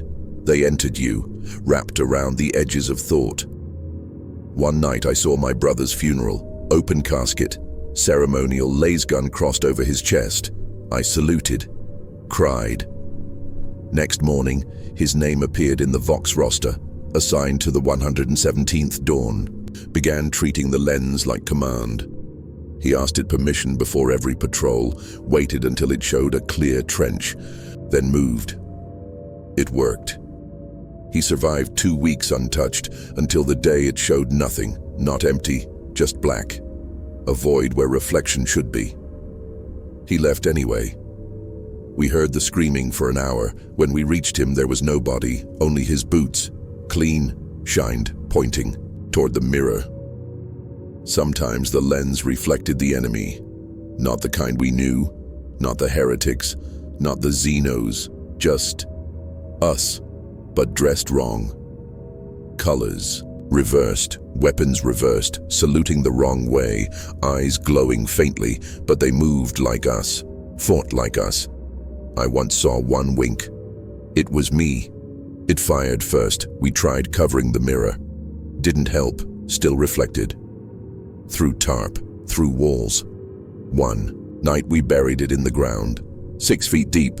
Next morning it was back in place, undisturbed, clean, it showed. Bren brushing his teeth. He hadn't moved yet. The trench began copying the lens, showing us things that hadn't happened yet. Once I found a set of footprints in the dust. I followed them for hours. They led to the comms box. Inside, a recording, my voice. Target acquired. Regret initiated. Fire. I hadn't said those words, not yet.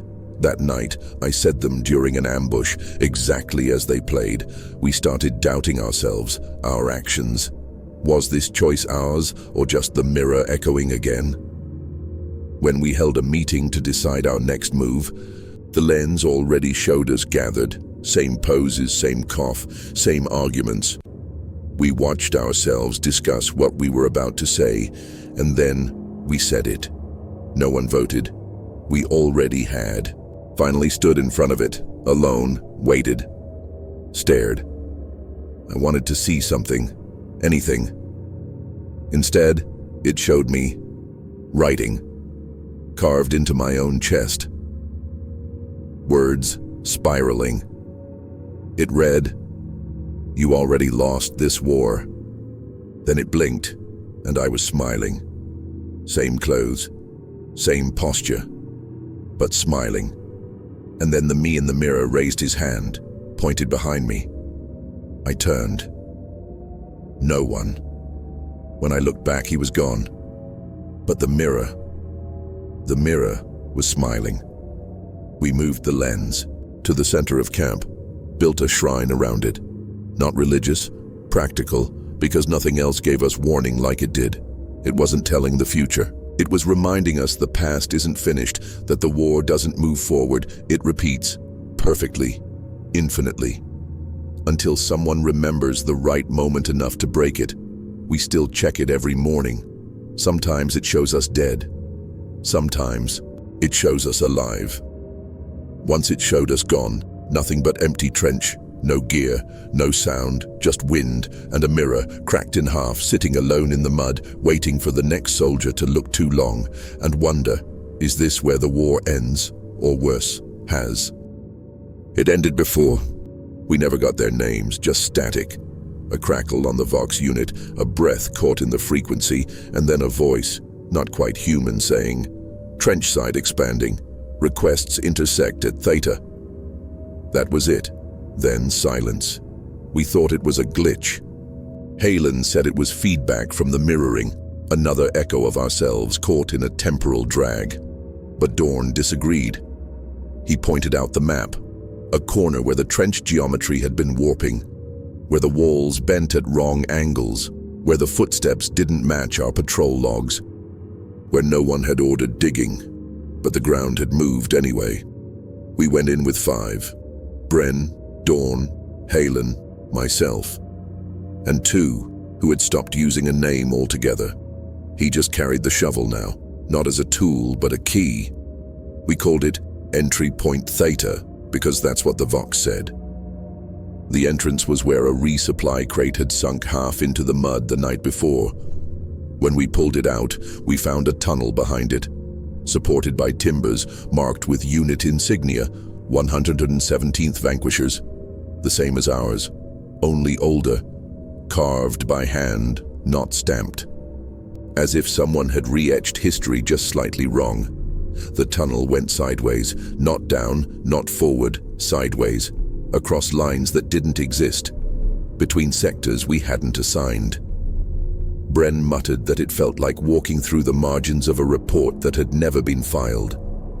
The air was stale but breathable, warm somehow, laced with incense and mold and the faint hum of unpowered machinery. Every 50 meters we found signs, chalk markings, tally scratches, shell casings too old to gleam. Once we passed a shrine, made of lacerifal stocks, each one charred and split at the barrel, pointing inward to a central helmet filled with ash. No bones, just ash, still warm.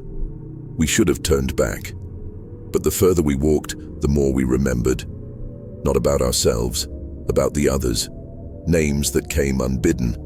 Faces from recruitment picts, drill instructors we never trained under. Memories that didn't belong to us but still felt familiar. Dawn said he knew the cadence being whistled through the walls, swore he'd marched to it. But he never served off-world. He was born on Vex Ultima. The march was from Delvaris Prime. A dead sector, cursed, and yet he hummed it perfectly. At 500 meters in, we found the first door, a blast seal welded shut. On the metal, a plaque. 117th Platoon Row, digging unending. Entry permitted upon forgetting. We didn't understand it. Halen tried to force it open. His hands bled. The door stayed shut. Then two, shovel carrier, stepped forward. Whispered something, a word we didn't catch. And the door opened. Not with a hiss. Not with force. It just wasn't closed anymore, like it had never been. Inside, we found the barracks, or what passed for one. Wooden bunks stacked 8 high, wall etchings in soot. Dig, breathe, bleed, repeat. No signs of people, but the beds were still warm. Bren touched one and recoiled, said he felt a heartbeat through the frame. Dorn found a mess tin filled with fresh recaf. Steam rose from it, and in the corner a Vox unit quietly looping a single phrase. Day 7645. We've lost count of which direction is forward. The walls were scarred with claw marks, not battle damage. Fingernails, dozens, hundreds. Like 1,000 hands had tried to claw their way further sideways, away from memory. Halen scraped one clean and found names beneath the grime. Everyone matched someone we'd lost on the roster, but only partially. First names correct. Ranks inverted, designations from regiments long forgotten. It was like someone had written the memory of our fallen into the walls and let them rot sideways. We followed the tunnel another 200 meters. No end, no curve, just sideways. Always sideways, until the trench didn't sound like trench anymore. The mud stopped squelching, the air got thin, and the echo of our boots didn't come back because there was nothing to bounce off of. Just blackness ahead and ahead and ahead. That's when we saw them, silhouettes in the dark, marching, not toward us, not away, just sideways, shoulders tight, eyes forward, no weapons, just shovels. Dozens of them, moving with perfect synchronization. We called out. They didn't answer. One turned briefly. Its face was mine, but older, eyes gone, mouth sewn. Then it turned back, kept walking. We let them pass, didn't follow. We'd seen enough. We backtracked, or tried to, only to find our own footprints had twisted. The tunnel had changed, no longer straight, no longer sideways, now curling, winding, a spiral of directionless earth. We picked one path and walked. Two muttered a prayer to the Emperor. His shovel glowed faintly. We followed him. When we surfaced, it was night. The trench was different. Positions reversed. Supply crates in new places. The mirror had shattered. But everything else identical, except for one thing. On the wall above the dugout, someone had carved, "You've returned. Don't go sideways again." And below it, a signature. My name. In handwriting I don't remember having. Bren asked what we'd learned. I didn't answer, because I don't know. Maybe nothing, maybe everything. All I know is this. Somewhere beneath this trench, a platoon is still marching sideways, still digging, still forgetting which way forward lies. They're not dead, they're not alive, they're remembering in circles, and the only reason we came back was because we forgot just enough, but not too much. Because if you forget too much in the sideways tunnels, you keep digging forever. We found the objective marker again today. Same coordinates, same symbol etched in rust and ash on the trench map board. We've cleared that zone 4 times. It's empty. A flat kill zone with no structures, no command bunker, no vox beacon. Just a crater field and a cross of broken rebar, someone stuck in the mud long before we got here. And still the orders come in. Not from the Vox anymore, not from command, just from the trench. Scratched onto helmets, carved into mess tins, whispered, in dreams. Proceed to objective. Confirm and hold. Repeat until confirmed. We've confirmed it, held it, written our names in the mud beside it. Every time we return, it's like we were never there. Like it resets. The trench always forgets. Or maybe it wants us to try again. Dawn won't stop checking the mission data slate. It's blank now. Wiped clean by the storm 2 nights ago, but he still flips it open every morning. Reads the invisible orders out loud like he's memorized them. Same cadence, same authority. He insists the war isn't over. Says, the Emperor's will hasn't been fulfilled until the objective site is sanctified, confirmed, and sealed. When Bren asked what sanctified meant in this context, Dorn only blinked. It means obeyed. Halen used to argue. Now he doesn't talk. He just sharpens the same knife every morning and stares at the trench wall like it's waiting to bleed. Tried disobeying once. Stayed behind when the others went to the target grid. Dug myself into a listening hole and watched them march off in single file. I blinked, and they were gone. Not behind the ridge, not in the fog, just gone. I waited. 1 hour, 2, 10, nothing. Then the trench shook, a quake without sound. I looked down at my slate. New text had appeared. Compliance detected. Welcome back. I hadn't moved. But when I stood, I was already at the target zone. My boots caked in fresh blood, my rifle fully charged. The others were standing around me, staring. None of us said anything. There used to be a way to confirm an objective. Kill count, coordinates logged, beacon deployed. Now there's none of that, just memory. You feel it when the mission is complete, but lately none of us feel it. No matter how many times we patrol the zone, no matter how many hostiles we purge, no matter how many of our own bones we bury, because that's all we find now. Bones. Sometimes ours, sometimes not. They're always new and always too old to belong to anyone still breathing. Yesterday we dug into the hill on the eastern ridge, found a locker, buried deep under layers of old rubble and trench rot. Inside, 6 data chips. One marked Operation Final Word. We powered it. It played static for 20 minutes. Then a single voice. Objective. Peace. Status. Pending. Time to resolution NA. Request. Continue function until remembered complete. Then silence. The chip melted in the reader. We argued about what it meant. Peace? What does that even look like here? A ceasefire? No enemy has shown themselves in weeks. Just shadows in the wire. Just ghosts saluting in the mirror. Just us, walking in tighter circles. Holding ground that forgets we held it yesterday. Bren said peace is when the trench stops giving orders. Dawn disagreed. Said peace is obedience without resistance. Said the war ends when we remember our purpose fully. When we stop questioning. When we stop needing permission to march. Today the trench gave us maps, drawn in charcoal, old and fragile. None matched our current position, but everyone marked an objective. Always the same shape, always the same coordinates, always dated.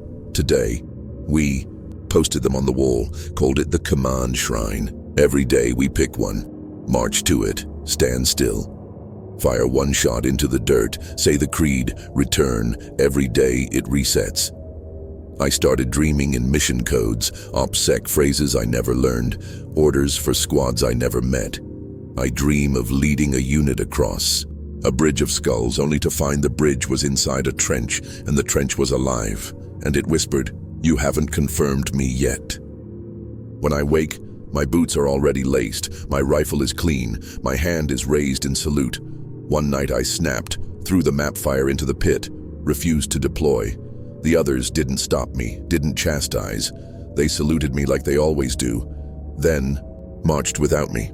I sat alone for 12 hours. A single crate dropped beside me, labeled "For the one who waited." Inside, a mirror, cracked. When I looked inside, it didn't show me. It showed the crater, the objective zone. Only this time it was full of bones, of banners, of light. It looked complete. But when I reached to touch it, the mirror shattered and I was alone again. The trench doesn't punish disobedience, it waits, it rewrites, it redirects. I no longer believe we were sent here to finish a mission. I believe the mission is us, that every patrol, every burial, every recorded confirmation is just another way the trench remembers itself. And until we remember it the way it wants, it won't let us go. Today I found a note in my breast pocket, written in my handwriting, dated tomorrow. It read, "You confirmed it once, you can do it again, but this time, believe it." I showed it to no one. I folded it back. I placed it in the map cache. I selected the day's objective, and I marched. And when I arrived, I stood in the middle of that crater. I raised my weapon. I didn't fire. I whispered, "Mission confirmed," and waited. The trench did not respond, but the earth beneath me went still, just for one heartbeat, and then the wind returned, and the next order appeared on the Vox. Objective unchanged. Repeat until remembered complete. The dead stood for roll call. No breath, no blood, just bones in regulation posture, helmets cocked slightly forward, rifles gripped by hands that had no muscle left to squeeze. They didn't move. They didn't speak. But when I shouted the litany, they saluted. 38 of them, all in the line. Perfect spacing even in rot. We didn't ask where they came from. They were ours. Every one of them wore 117th colors. Every one of them had tags. Most were unreadable, flaked with rust, fused to bone by time and ash. But one I recognized. Bren. He'd vanished 3 nights ago during rations. Now he stood on the end of the line, boots still wet, no face, still saluted. At first we tried to burn them, standard rites, purification fire, final send-off. Dorn led the prayer. Halen lit the flame. The pyres smoked but didn't consume. The bodies refused to blacken. We heard a vox whisper rise through the flame, formation not dismissed. The fire went cold, the dead remained, still saluting. Their eyes, when they had them, didn't look at us. They looked beyond, at something farther in the trench, as if waiting for the next order. The longer we left them, the more organized they became. New units would appear by morning, shuffling into place with the sound of boots soaked in memory. You'd hear it first, the slow grind of tread against soil, the faint jangle of gear, a bone clinking against a rusted pauldron, then silence, then presence, and always in line, never out of step. We tried ignoring them, moved the camp, tore down the trench wall. They followed, not walking, just appearing. Same faces, same places. When I turned for morning inspection, they were already standing, like they'd always been there, like they never left. And when I saluted, I didn't even think, I just did it, because they were my soldiers and they remembered, even when I didn't. One day Dorn tried talking to one, stepped close, spoke softly.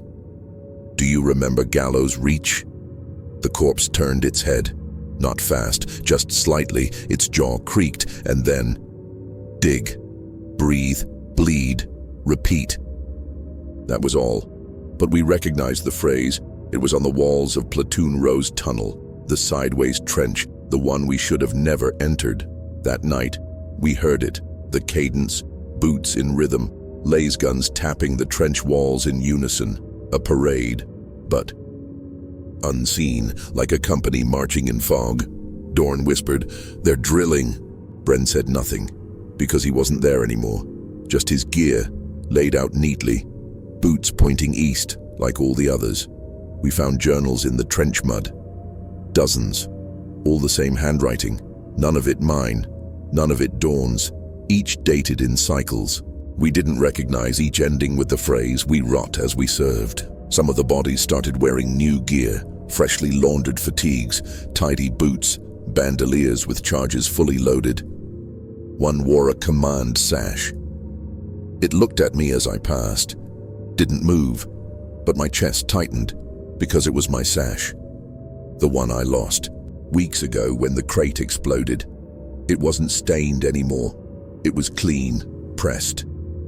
Better on him than it had ever been on me. I tried removing it. The moment I touched the corpse, it collapsed, bones scattered, uniform folded neatly in the dust. The sash coiled around itself. I picked it up, put it on, felt my spine straighten, my voice cleared. I called, "Formation." Even the dead responded, even the ones buried up to their ribs.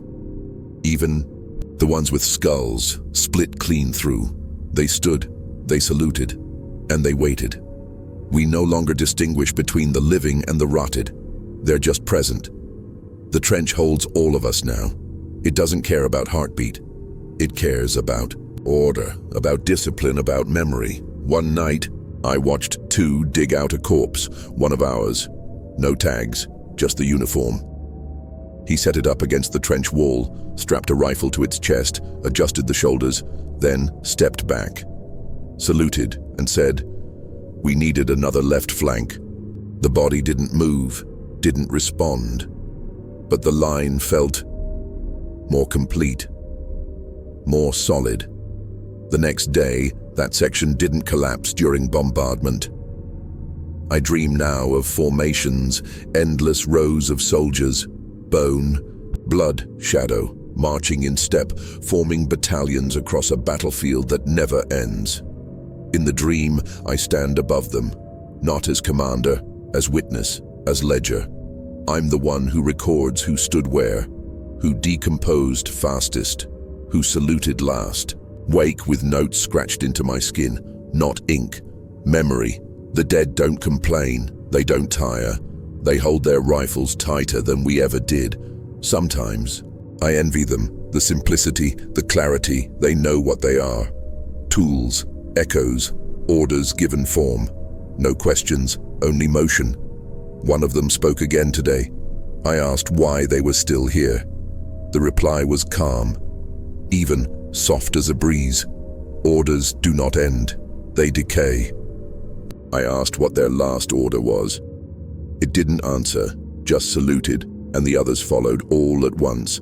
An avalanche of loyalty, from jawless skulls to full uniforms, all saluting all together.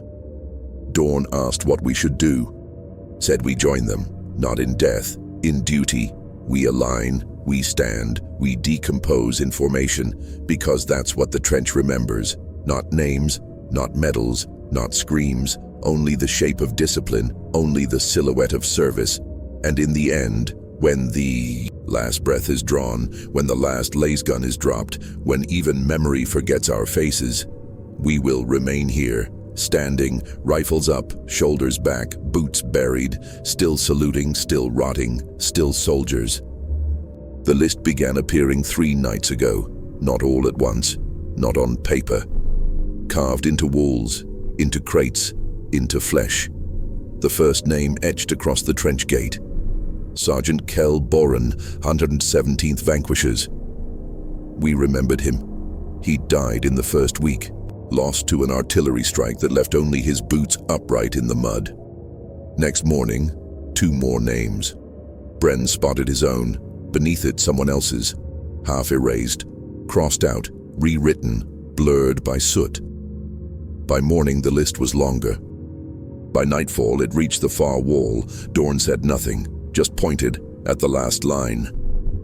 To be determined. It wasn't a roll call, it was a review, an honor roll carved by unseen hands. No fanfare, no music, no flags, just names, etched in ritual and memory. Some were ours, some weren't. Many had died long before the campaign began. A few we'd never met, but remembered anyway. They came to us in dreams, marching, saluting, bleeding, never speaking, always waiting, always staring at the empty space below the names. We tried to stop it, scraped it off with knives, covered it with cloth. The next night the names came back, and everyone was carved deeper. They began standing in formation, not just the dead, not just the bone marchers from before. Everyone living, faded, half-buried. Those who had vanished weeks ago now returned. They lined up along the trench edge, 20 meters deep, rank after rank. Hundreds. None spoke, none blinked, some still bled. But when the wind blew, their uniforms moved, as if they still breathed, as if they were waiting for their final salute. At midnight, the vox chimed, not static, not distortion, a single trumpet note, off-key, wounded, but unmistakable. A call to arms answered long ago by men who no longer lived. One by one, they saluted, slowly, gravely, as if time had slowed to honor the gesture.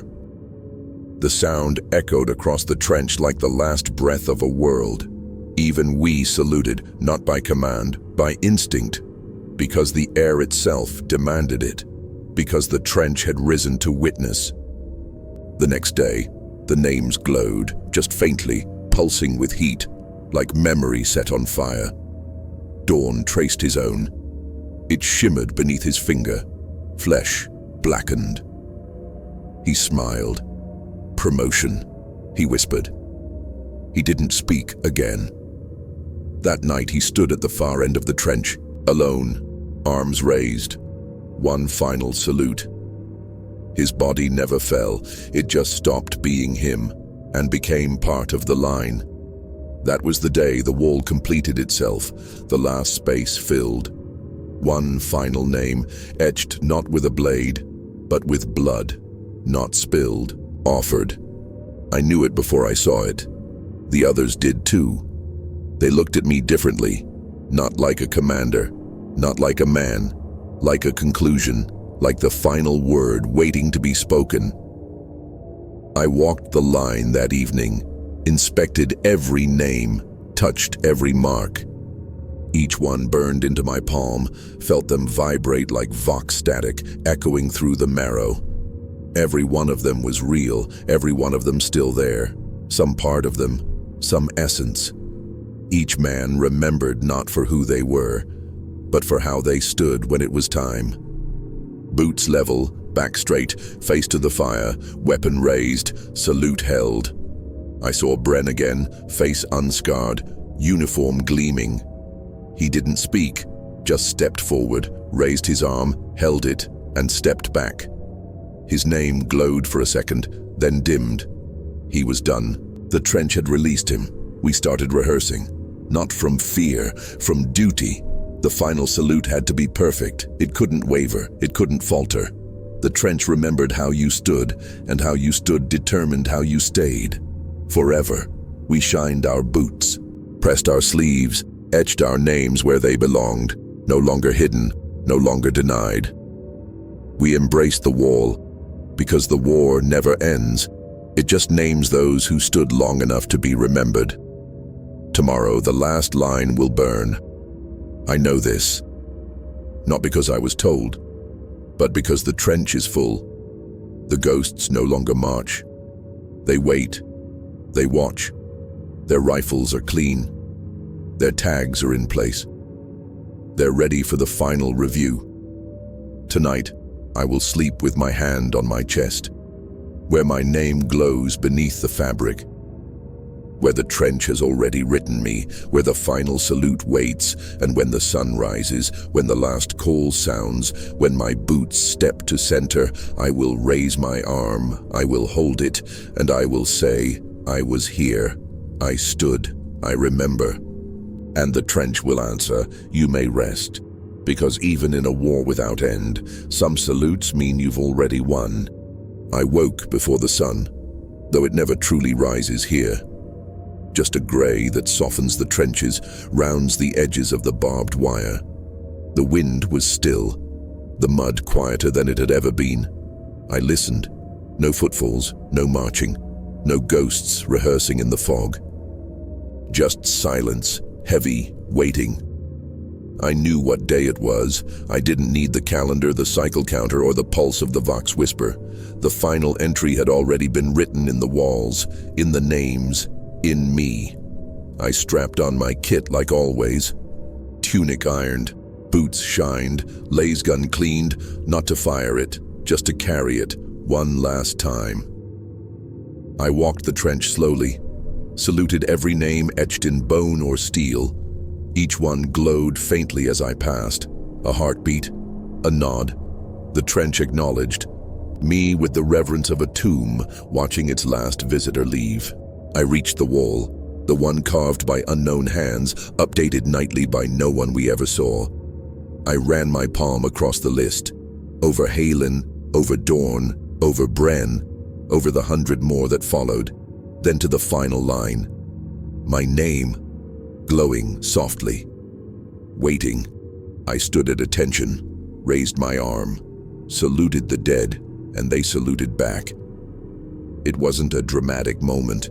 No psychic blast, no bolt of divine recognition, just a stillness, a fullness, as if the trench had taken its last breath and now exhaled. I felt my name ease from me, not ripped, released, like something long overdue had been allowed to go. Then I laid down my rifle, not dropped, placed, neatly, reverently, on the mound of earth where this all began. It hissed faintly, steam rising from its barrel. Not from use, from memory cooling at last. I removed my tags, folded them into my sash, set them beside the rifle, and stepped backward, not retreating, retiring. As I turned, I saw them, the regiment, not ghosts, not echoes, the full 117th Vanquishers, in uniform, in spirit, in line. From Kelboran to Ven to the nameless ones we'd never met, but somehow always remembered. They stood in full formation, saluted, and then vanished, not faded, just gone. A dismissal earned, a war concluded. The trench was quiet now. The mud didn't breathe, the wind didn't whisper. Even the mirror, long since cracked and covered, was clear. I looked into it, expected nothing. Saw something I hadn't in weeks. Myself, smiling. Eyes calm, a soldier, no longer a man. I turned to leave the trench. Took only one step. That's all it took, because now, finally, the trench let me. The wall behind me collapsed into soft earth. The names dissolved. The rifles rusted, even the sky unshrouded slightly, a sliver of real light breaking through for the first time in what felt like 100 lifetimes. The war didn't end, but my war did. And that was enough. If you've walked this entire journey, through the dead soil of Gallow's Reach, through the memories, the shadows, the echoes, then you understand. This wasn't just a story of orders or trench lines. It was about identity, what it means to remember who you were in a place designed to make you forget. What it costs to obey when everything inside you screams otherwise. What it takes to stand still when the only thing moving is memory. And now, as I lay down my rifle and close this final log, let me speak plainly. Let me ask something, not as a voice in the trench, but as one who stood in the mud with boots full of ghosts. If this story gripped you, if you felt the trench breathe with you, if the salutes burned behind your eyes, then share this war. Pass the memory, like, comment, subscribe, and carry the 117th onward, because in Warhammer, death is not dismissal, but remembrance is the only peace a soldier ever earns. Stand down, soldier. You made it. I'll see you on the next battlefield.